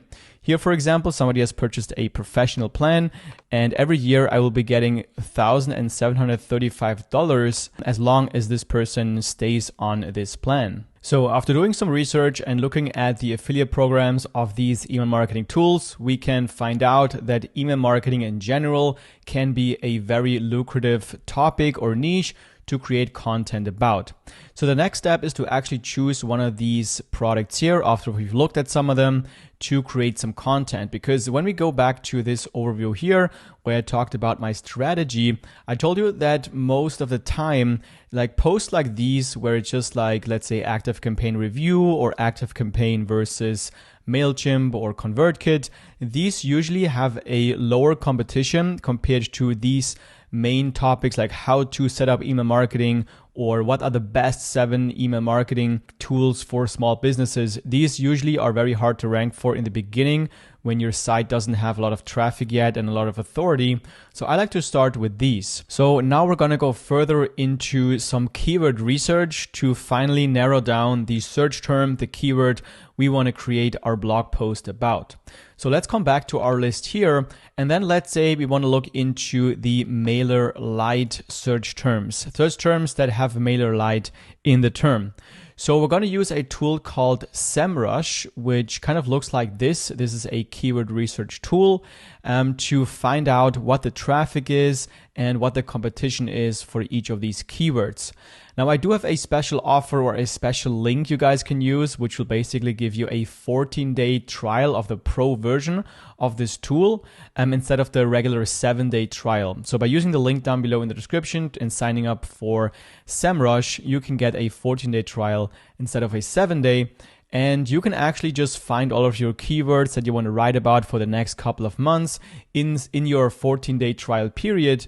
And then you can upgrade to the paid version once you are making some money. So if you want to get some additional days in your free trial, make sure to use the link in the description below. And then once you signed up for your trial and you're logged into your SEMrush dashboard, you want to go to the left side here and click on Keyword Magic Tool. Then here in the search bar, you want to type in the keyword that you want to do some research on. In my case, this is MailerLite, which is the email marketing software we might want to do some content about. And then let's click on search. And now we can see all of the related keywords, and we can also see how many people approximately are searching for that keyword under volume. So for the keyword MailerLite, there's approximately 27,000 people searching for that keyword. However, we can also see the KD, which means keyword difficulty, telling you how hard it will be to actually rank your site or your post for that keyword. So here we can see it's 79, meaning you'll need lots of high quality referring domains and optimized content in order for you to rank on that page. Now for a new website, this is almost impossible. This is why we don't want to go for keywords that are this hard.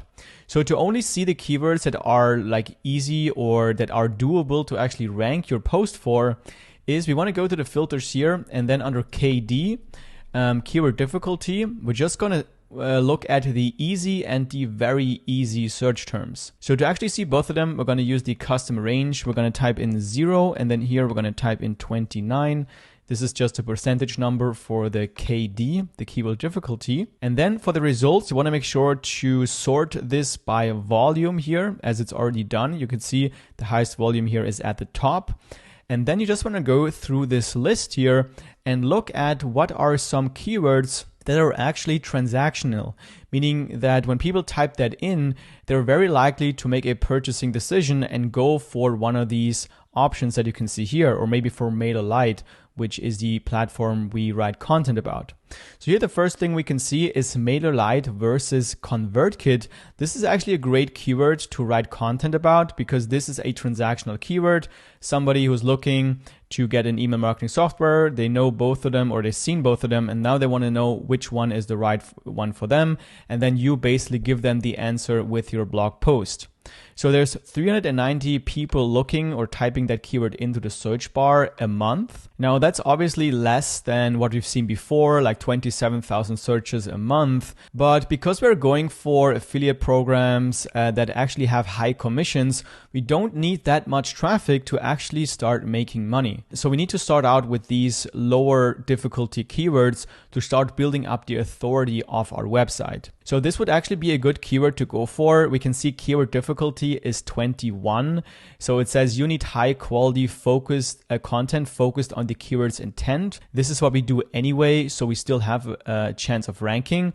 Then we can go down and also look at even easier ones. So for example, we can see this one here, Flowdesk versus MailerLite. This is actually a keyword difficulty of 0, meaning it's probably going to be very easy to rank your blog post on this for this keyword. However, there's only 30 searches a month. So we might want to go with something that has a bit of a higher volume, but still a low keyword difficulty. Like for example, MailerLite versus ActiveCampaign, 320 searches a month with a keyword difficulty of 17.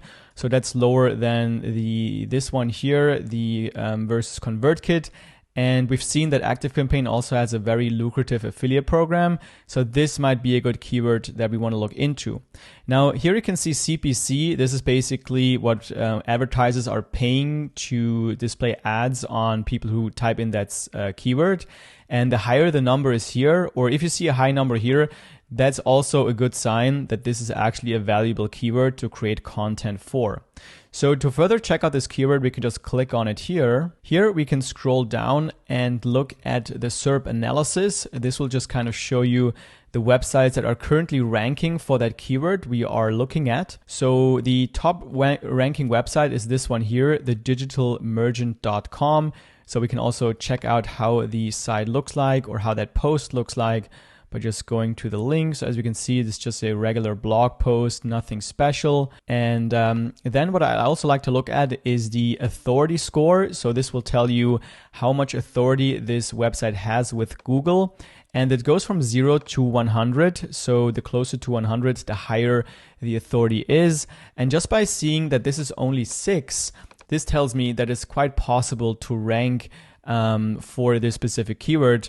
And because all of these websites, they don't really have a high authority score. Like this one even has a 0 authority score, then this one as well, 0, this one as well, 0. So this number 10 search result has 0 authority score. 0 referring domains, 0 backlinks, and is still at page 10 of Google. So this just again tells me that it's quite possible to rank for this keyword, which is why I would actually add this keyword to my keyword list. So let's scroll up, and then here next to the keyword, let's click on the plus icon, and then let's create our first list. So let's just name this list email marketing tools, and then hit this check mark. And now when we want to get to our keyword list, we simply go to keyword manager here, and then we can see our category email marketing tools. We click on it, and then we can always see the keywords that we store here. MailerLite versus Active Campaign is the keyword that I want to create some content about. Great, so now that we have our keyword that we want to optimize our blog post for, it's time to create the actual post. So here in the dashboard, let's go to posts and then click on add new. And this will take us to the editor that we're going to use to create our blog post. Now first, let's clean up a bit by just hiding these windows here by clicking on this arrow. And this will just give us a blank canvas. Now using this editor is actually quite simple. So as you can see, we can add a title here. We can add some content here, and it's just like using or creating a Word document. But there are some things that you have to know in order for you to have a good structure and in order for you to have a perfectly optimized blog post. And what's really going to help us with that is using the Rank Math checklist. So when we click here on the top right on this button, then we can see, because we have added the Rank Math plugin, we can see a checklist. So it says add a focus keyword to the SEO title. And that will just help us to make sure we tick all the boxes when it comes to optimizing our blog post. So we're going to go through all the things here in the checklist. So to eventually have the highest possible SEO score. The SEO score will be visible here at the top. So currently we have a 7 out of 100, which is quite bad, but obviously we haven't added any content and we haven't optimized anything. And you're going to notice that when we add content and optimize it, the score here will increase, and this button will actually turn green, which will show us that it's going to be a well optimized blog post. Another thing that we have to understand before creating our content is how a blog post is structured.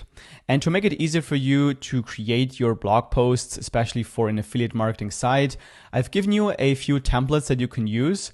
So when you go to the link in the description and click in the Google Drive folder, you should get to this place here where you can click on affiliate blog post templates. And then here I've added 4 templates of the most commonly used posts for an affiliate marketing site or a affiliate marketing blog. So this would be best X for Y, which is like 7 best website builders of 2023. Then we have how to do something, a guide post, a review post, and a comparison post. So let's say Wix versus Squarespace. Then when you click on those, this is just a Google Doc. And then here you can see a structure that you can use for your blog posts. So this would be the title, number, best, product type for target year or target customer. So for example, 7 best email marketing tools for 2023 or for small businesses. And then you would have an intro here. Then you would have the first H2. So here you can see it says H1. H1 is always what you type in here. So this here is the H1. These are title tags. It helps Google to see the structure of your content, and it's easier for Google to understand it. And it's also determining what will be displayed in search engines. So you absolutely have to use these title tags and use them correctly. And just by using these templates here, you can see a good structure that you can use. So for example, here it goes on by, first of all, the H2, what is the best email marketing tool? Then you give some information about how you came up with this decision to add these products. And then you list each of these products as an H3. And you can also add affiliate links here for this text. And then you describe them, and then at the end you have a summary which is an H2 again. So to add these title tags in your post, so let's say we add let's say just intro, or let's say title, and then we can just highlight the text here, go to this icon here and change it from a paragraph to a heading. And then once that's done, we can choose what type of heading it is. So you can see H1, H2, H3, H4, H5, H6. So this is kind of a hierarchy. So here on this website, samjai.com, they kind of explain how this works quite well. So here you can see H1 is most important, then we have H2, H3. So these are just kind of subtitles. So as you can see here down below, this would be the title, search engine optimization. Then we have what is SEO. This would be the subtitle of this main one. And then here the H3 would be a subtitle of what is SEO. So this is just how you structure your blog post. So this is something that you have to be familiar with. Now in this video, we're going to create a comparison post, which would be X versus Y. So when we click on this template here, we can see that it is just first product name versus second product name. So in my example, MailerLite versus ActiveCampaign 2023, which is the best product type, email marketing tool, which is the H1. And then we just move on with different categories that we use to compare these products in. So usually I like to give a quick comparison for people who don't have time or don't want to spend the time reading everything. And then we go into the categories like features, my personal experience, pricing, and so on. Now, these aren't set in stone, so obviously you can just change them however you want to, whatever is the most relevant for the reader. And then at the end, we just give a conclusion as well.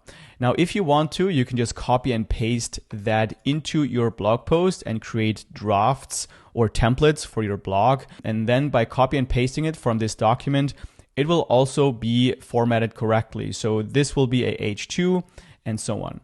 So just to show you how this would work is, let's just delete this and let's just delete the heading and also delete this. And then we can just right click and paste. And this will just give us the basic structure. So this would be an H1. This is a paragraph. Then when we click here, we can see this is already an H2. This is an H2 and so on. So this is a quick way how you can basically import a structure to your blog post that you're about to create. So now let's actually start creating the content for this blog post. The first thing you want to do is go to the Rank Math checklist here on the top right by clicking here. And then under focus keyword, here we want to enter the keyword that we want to optimize this blog post for. This is the one that we found using SEMrush.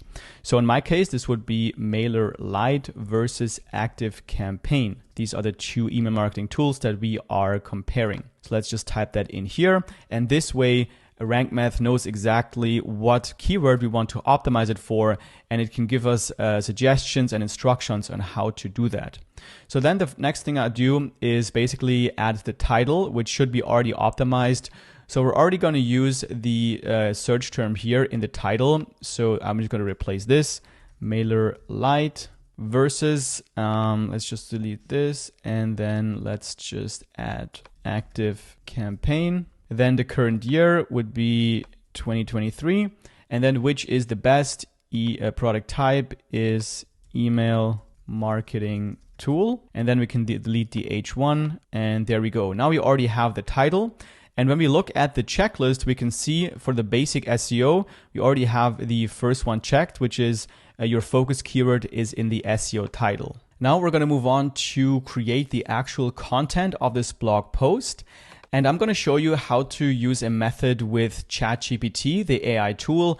And this is going to make creating the blog post very, very easy and very, very quick at the same time.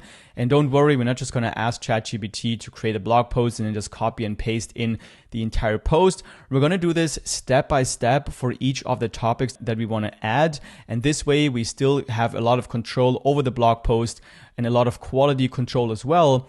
And we can change whatever we don't like. But we more so use ChatGPT as a writing assistant as just a copy and paste tool. So I'm going to show you the method that I use and the prompts that I like to use to create the blog content. So we're going to go to ChatGPT, and the first thing that I would highly suggest you do is get the ChatGPT Plus version, which is like $10 or $20 a month. But it's going to be so worth it in the end because that's going to enable you to be able to use ChatGPT 4, which is so much better compared to ChatGPT 3.5, which is the free version. I've been using both of them, and I've noticed that the content output of the GPT-4 is so so much better. The quality is so much higher that it's totally worth it to spend a bit of money. Now, maybe when you watch this video, the GPT-4 version is going to be free already, or there's already going to be GPT-5, so probably this would be then even better. But for now, I would upgrade and then use GPT-4 for creating your blog content as a writing assistant.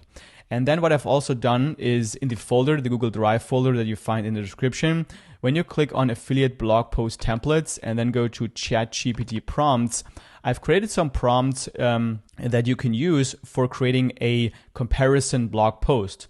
So when you click on this Google Doc, you can see the first prompt, second prompt, and so on. So this is just a step-by-step checklist, basically, how you can start creating your content. I'm going to show you exactly how I do this. So first of all, we want to create the post outline, which is what you can see here. So let me just delete all this. We keep this in mind that this is kind of the structure that we want to use. So let's just delete all this. All right. And then let's first copy this first prompt. And here, what you see in these brackets in yellow, this is what you want to replace with your focus keyword, your target keyword. So let's just copy this. And then we're going to go to ChatGPT, choose GPT-4. Then we're going to paste that in here. And before we hit enter, we want to replace the placeholders. So let's go here and we're going to go to our focus keyword. So this one here, MailerLite versus ActiveCampaign. So this is our keyword. So I'm just going to copy it from here and then paste that in to the target keyword here and then also here and then hit enter. And this will give us all of the categories that we can compare these two email marketing tools with. And based on my own experience, these are actually great topics to compare email marketing softwares like pricing, email marketing features, automation, design and user interface, templates, landing page builder.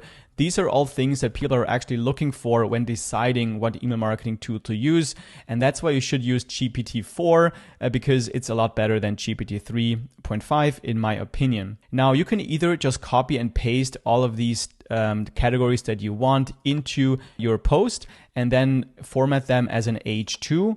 Now I'm going to experiment something here. So I'm going to ask ChatGPT to actually do that for me. So I'm just trying something here. I'm going to ask ChatGPT to just give me the titles. So this here, and then format them as an H2. So I can just copy and paste them into my WordPress blog post editor. Now I've never tried this before. So let's see what happens. All right, so it actually works, but I had to give it another prompt. So the first thing that it came up with is just the H2 formatting here, but it still had these numbers in front of it, so it didn't work. So I just asked ChatGPT, please remove the numbers in front of the titles. And then it came up with this here. So I can just copy all of these titles here, then copy and then paste that in here. And there we go. Now we can see when we click on these titles, it's already formatted as an H2, which again saves us some time. So the next thing I would do is just look through all of these titles and that they're actually relevant and make sure I'm going to delete the ones that I don't want to cover in my blog post. But just to save some time, I'm going to skip this step. And to be honest, this all looks quite well anyway. So I'm going to leave it. The only thing I'm going to do is delete the introduction part because we're just going to add the introduction after the title right here as a paragraph without an H2 title. And in the next step, we're going to create the content for each of these H2 titles. And we're going to start with pricing structure. So let's go back to our prompts here. And this would be prompt 3. There's also prompt 2 asking for potential titles for this blog post. I've already set the title, as you can see here, because it's pretty obvious the title that I'm going to use. So I don't need this for now, but I'm going to use this prompt here. And you can experiment with these prompts. You don't need to just type in exactly what I give you here. This is just an idea, so you know kind of how this would work, and then you can refine it to your own process. But I'm going to just copy this one and then paste that in here. It's basically asking for the content for a specific topic. And then I'm going to paste in that topic here. So copy, paste that into this bracket. And then I also always ask to make sure the focus keyword is included so that it's actually optimized for this keyword. Then click enter. And I also asked ChatGPT to tell me where it would make sense to add images or graphics that would increase the quality and readability of the actual content. Now here we can see we have a network error that sometimes happens with GPT or ChatGPT. So all we got to do here is click on regenerate response and hopefully it will work. Okay, great. So it worked on the second try. And as you can see, here is the content that it has written up for us for the pricing structure for MailerLite and ActiveCampaign. Now, what I would suggest you do is actually read through the content and see if it's actually good. In my experience, it's actually quite good and it's mostly accurate. You want to check if all the numbers are true. Like for example, here it says this plan allows up to 1,000 subscribers for essential features. You want to make sure that this is actually true because sometimes it can be wrong or it can be outdated. So you want to make sure it's actually up to date. But let's say we've done that. So let's just copy all this content and copy and then paste that just below the actual title here. And we can see it's automatically using an H3 for the subtitles here. When we click on it, it says H3 and the rest is a paragraph.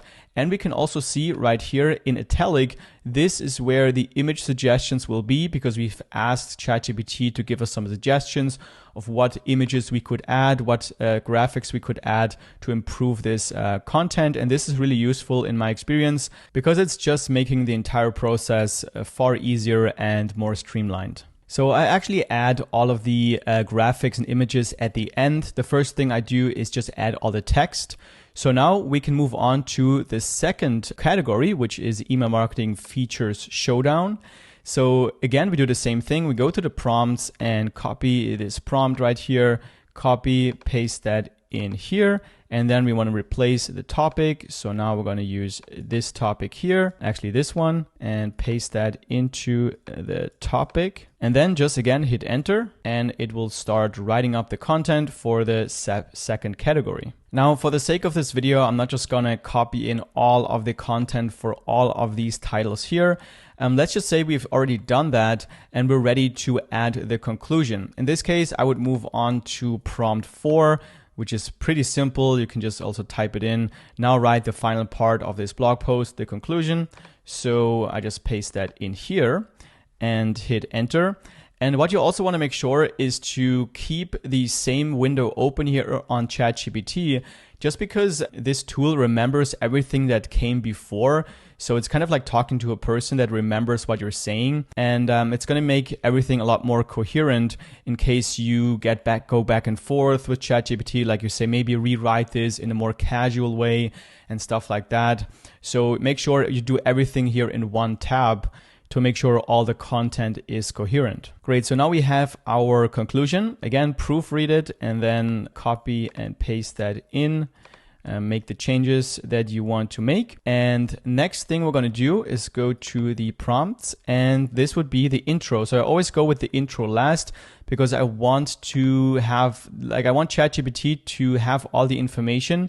And before, first of all, writing the conclusion, we have to cover all the topics first and then the intro at the end.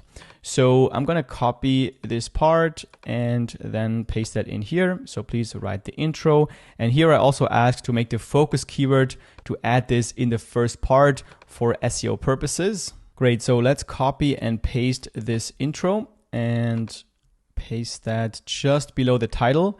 So just below here. And this will also be the part that Google reads as the meta description for this post. So when we look at this preview here, we can always see the preview content, which is right here, choosing the right email marketing platform. And then you can see this is the part of the intro that we have added. Now we can also click on edit snippet and change that here under description. But what we want to make sure is to use our focus keyword in the first sentence basically, so that we can actually get a green check mark here. The focus keyword was not found in the SEO meta description. This is why in this case I would go back to ChatGPT and tell ChatGPT, please use the focus keyword in the first sentence, just for SEO purposes. And then ChatGPT will rewrite this intro for you to add the focus keyword in the first part. As you can see here, it adds it MailerLite versus ActiveCampaign. So let's replace the intro, copy, and then paste. And now we can see this now turned green. The focus keyword was used inside the SEO meta description. And you can also see for the SEO score here, we are at 61 out of 100. So we're definitely on the right track. We have now also added all of the text content. And the next step would be to add a few images. So in this case, what I would do is just look at all of the image suggestions that ChatGPT gave us.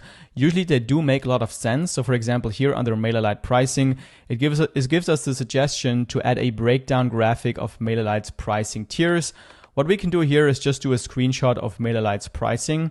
So let's go to MailerLite and then just go to their website, then go to pricing. And then we would just take a screenshot of the pricing here, accept cookies, then take a screenshot. Then let's go back to our editor here and we can just drag in that image just below where it says right here. And now we have the image inside of the blog post. Now we can actually delete this suggestion here. And now when we go to the SEO checklist and look at the additional points, then we can see here, add an image with your focus keyword as an alt text. So this is what you always have to do when you add an image. So I'm going to show you how to do that. So let's go and click on this icon here, go to settings, and then we're going to click on the image. And then here is the box where you can add the alt text, which is where we want to add our focus keyword, which is MailerLite versus active campaign. And I usually do the actual image. So this would be MailerLite pricing. But still, we do have the focus keyword here in the alt text, which is important for SEO. And you would do exactly the same thing for the other images. So here we could add a breakdown or a screenshot of the active campaign pricing. Also go to the alt text and change it to MailerLite versus active campaign pricing. Now let's save the changes we've done so far by clicking on Save Draft. We don't want to publish it just yet because it's not finished. And then let's go back to our Rank Math checklist. We are currently at 65 out of 100 points for SEO. So we do still have a few things to look at. Under basic SEO, we can see the only thing that is not perfect is the content length, but that's just because we haven't added the content here for the other categories.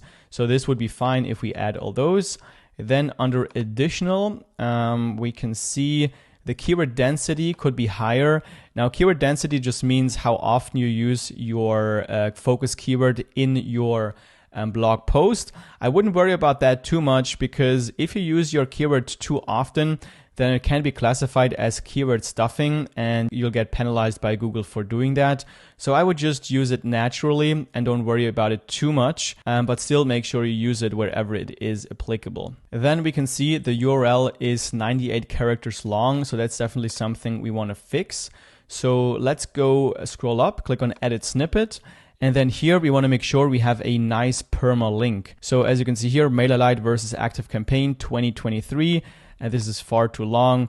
So what I would recommend is to even get rid of the 2023 because you want this blog post to basically live on as long as possible, forever optimally. And you don't want to have an old date here in the URL when, let's say, it's 2025 already. Because once you've published that blog post, it's very, like, you can't really change the URL here. So what I would suggest you do is just MailerLite versus Active Campaign, and that's going to be the entire permalink. Then let's close this window and scroll down again. And now we can see the URL is 54 characters long, which is great.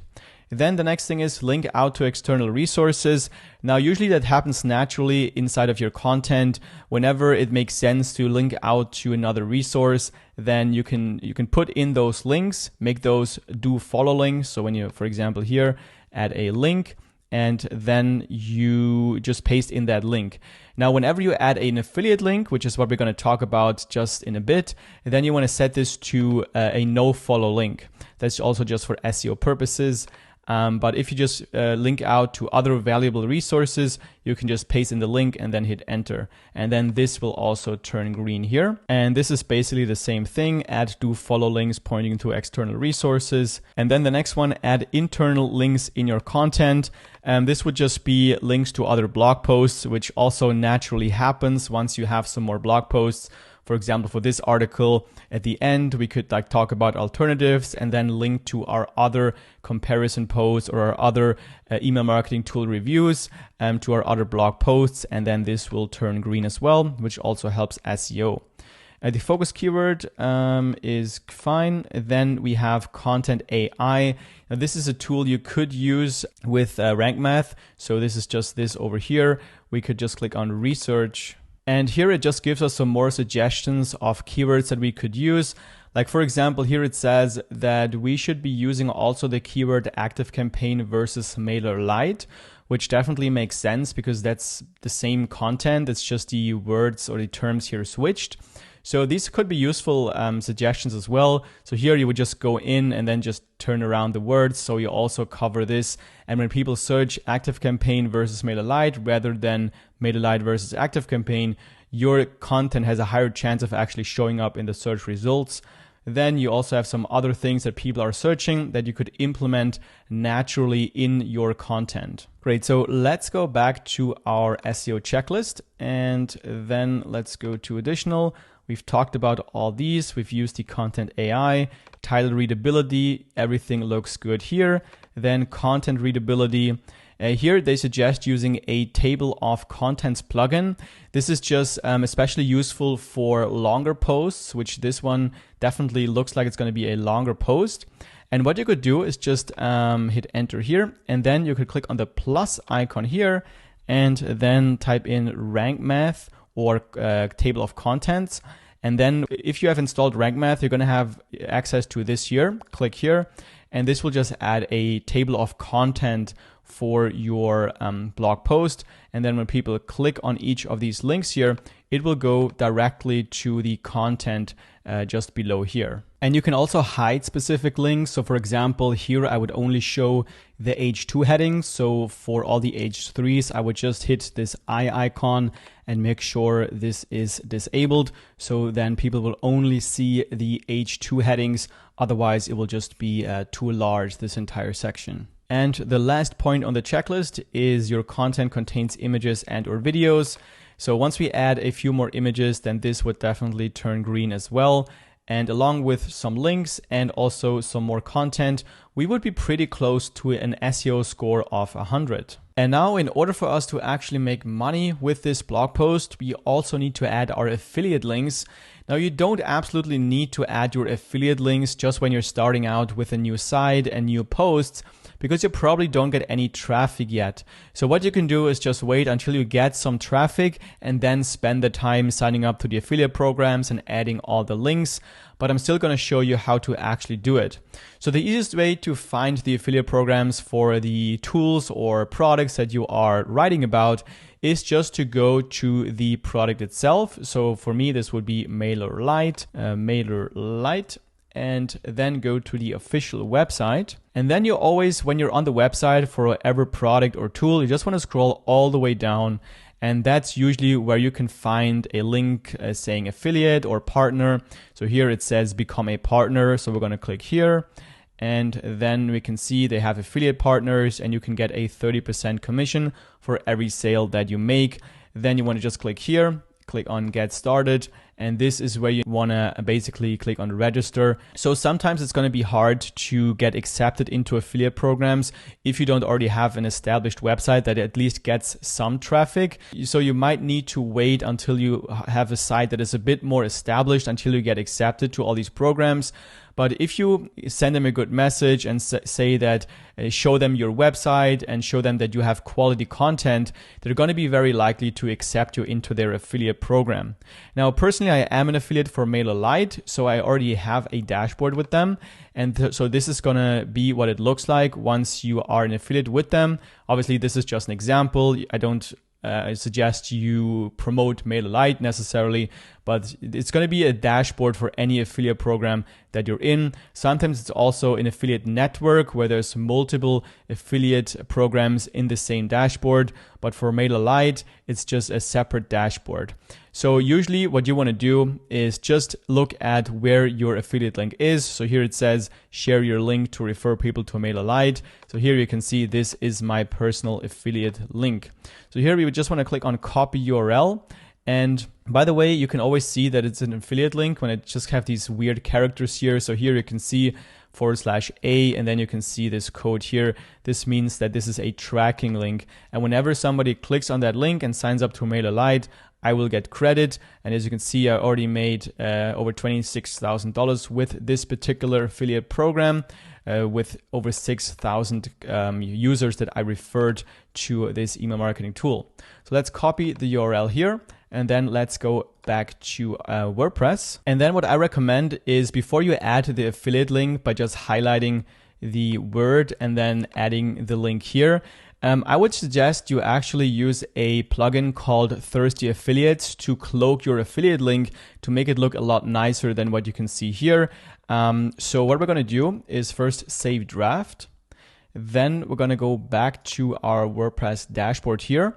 And we're going to install this plugin. So we're going to click on plugins and then click on add new. Then we're going to look for Thirsty Affiliates. And it's just this first one here. So let's click on install now and activate. Close this. And now we can go to Thirsty Affiliates here. Click on add new affiliate link. Then I'm going to name this MailerLite. And then under destination URL, we're going to paste in our affiliate link. And then what we also want to do is go to link options, and then we want to make this a no follow link. So we're going to turn this to yes, no follow this link, and then also make this open up in a new window. Yes, right here, and then click on save link. And now we can actually use this cloaked URL, which is a lot nicer. It says medicsreviews.com/recommends/MailerLite. So let's just copy this link, then go back to our blog post, go to posts, click on the blog post. And then in terms of where you want to add your links,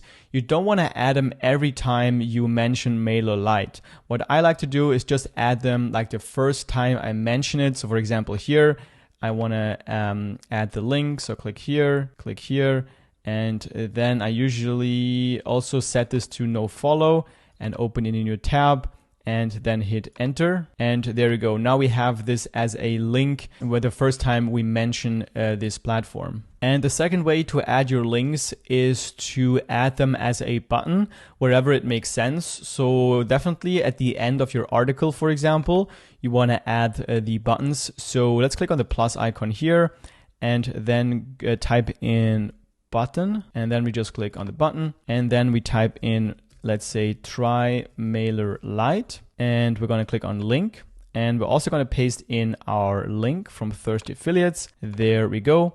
And then we can also make this text, or actually let's align this in the center, items in the center like this. And then we can click on the plus icon again and add also a try active campaign button. And then obviously also add these affiliate link for the active campaign tool here. Now, if you're wondering how to change the color of this link right here, I'm also going to show you how to do this. So first of all, let's click on save draft, and then let's go to preview in a new tab. And this will show us how the blog post currently looks like on our page. And to change the color here, we want to click on customize, then go to general options, general styling, and then here under link color, we can change the actual color. So let's change this to, let's say, an orange, maybe a bit darker, kind of like this. And then I'm going to make the hover color just the same as the normal one. So just paste in the color code, and there you go. Now we have these kind of orange links in the blog post. Let's click on publish, and then we can close this page and go back to this editor. Now, when we reload the page, we should be able to see the changes here as well. And now there's a few more things we need to do to finish up this post. Like, for example, we need to add a featured image, which will be shown just above the title here. and we can add that right here when we click on this icon and go to post. And then just below here under featured image, this is where we can add our featured image. Now you can go to sites like Pexels here to get some copyright free images, or you can also go to Unsplash. I'm going to leave all these links in the description below. Here you can also get some free images that you can use. Make sure to download the medium option here. Otherwise, it will just take too long to load your blog post, which will hurt your SEO rankings. You always kind of want to make sure that your image files aren't too large on your page. But in terms of this post here, I would actually create a custom image, feature image for this, like a MailerLite versus ActiveCampaign image, just to show visually what this blog post is about. And the best tool to use to create this image is actually canva.com. So I'm going to quickly show you how I would create a featured image that I'm going to use here. So I usually type in whatever I want to create here. So for example, this would be a versus image. So I'm just going to type in versus here, and then I already get some of these pre-made designs that I could just use. So let's just take this one here, click on customize this template. Then the size or the format that I use for the featured images is an 800 times 500 pixels image.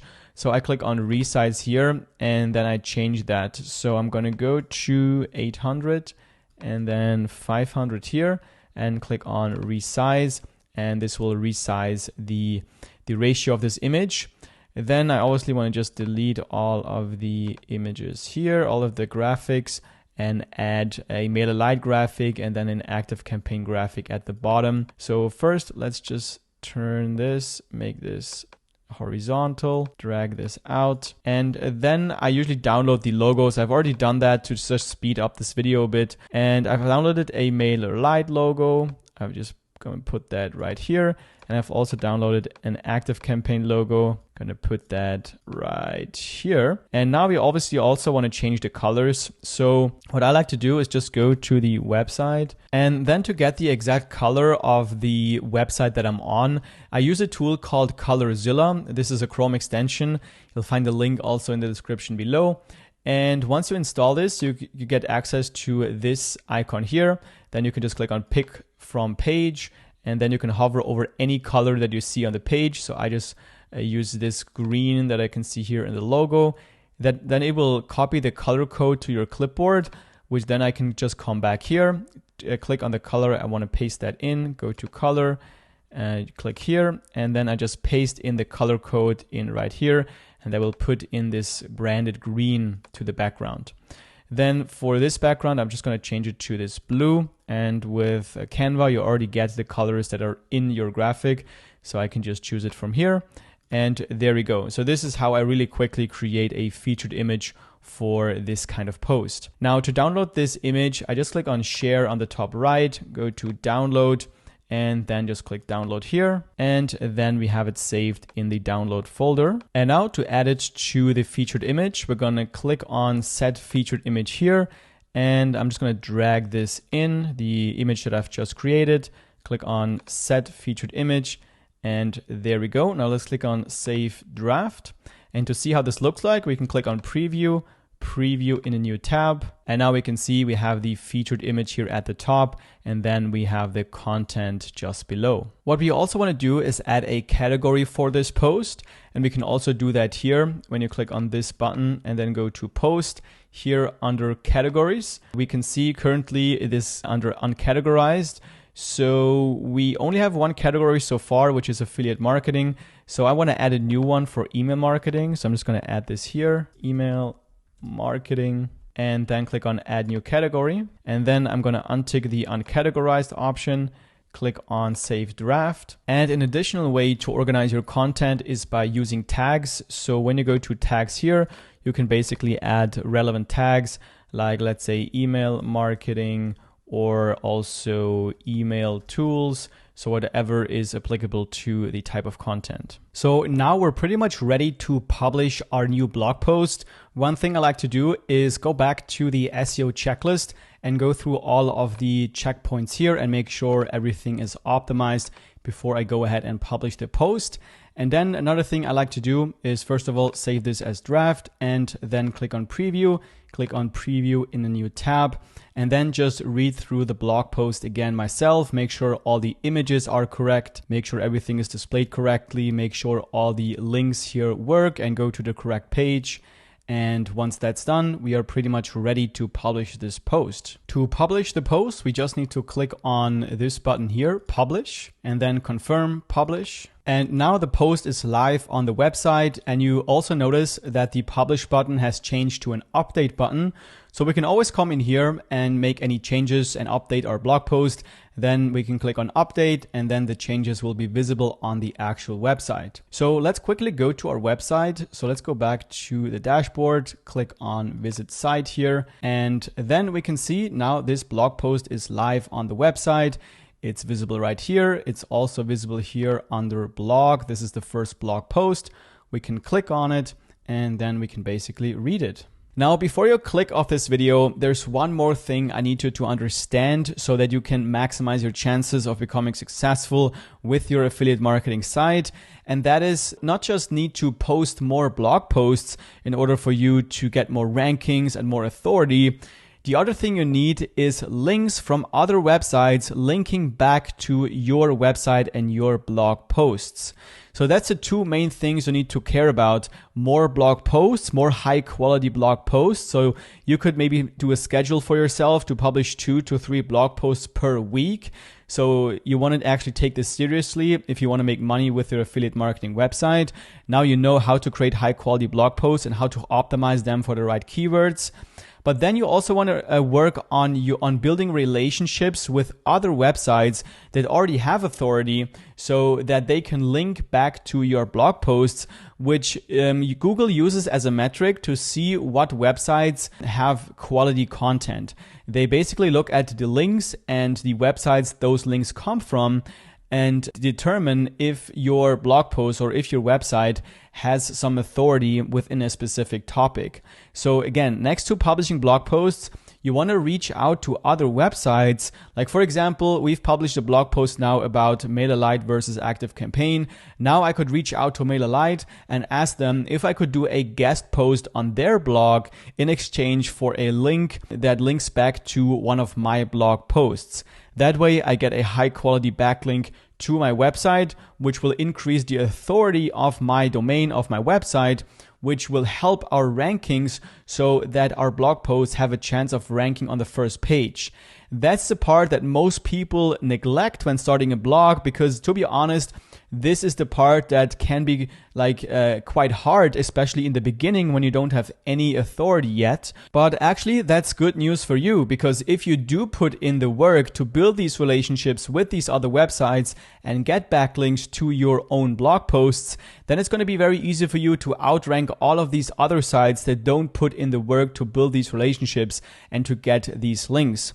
So again, in the beginning, you're going to be reaching out to other websites in your niche, offering them to write a customized blog post, a valuable blog post, so that they can publish on their website, so they get basically free content, but in exchange for a link linking back to your own blog post. So keep in mind, there's 2 things you need to focus on, which is publishing more high quality blog posts on a regular basis, the more the better, and then building relationships with other websites in your niche and get backlinks to your own websites, so your blog posts, which will increase your authority, which will increase your rankings, which will increase your traffic, which will increase the money you're going to make.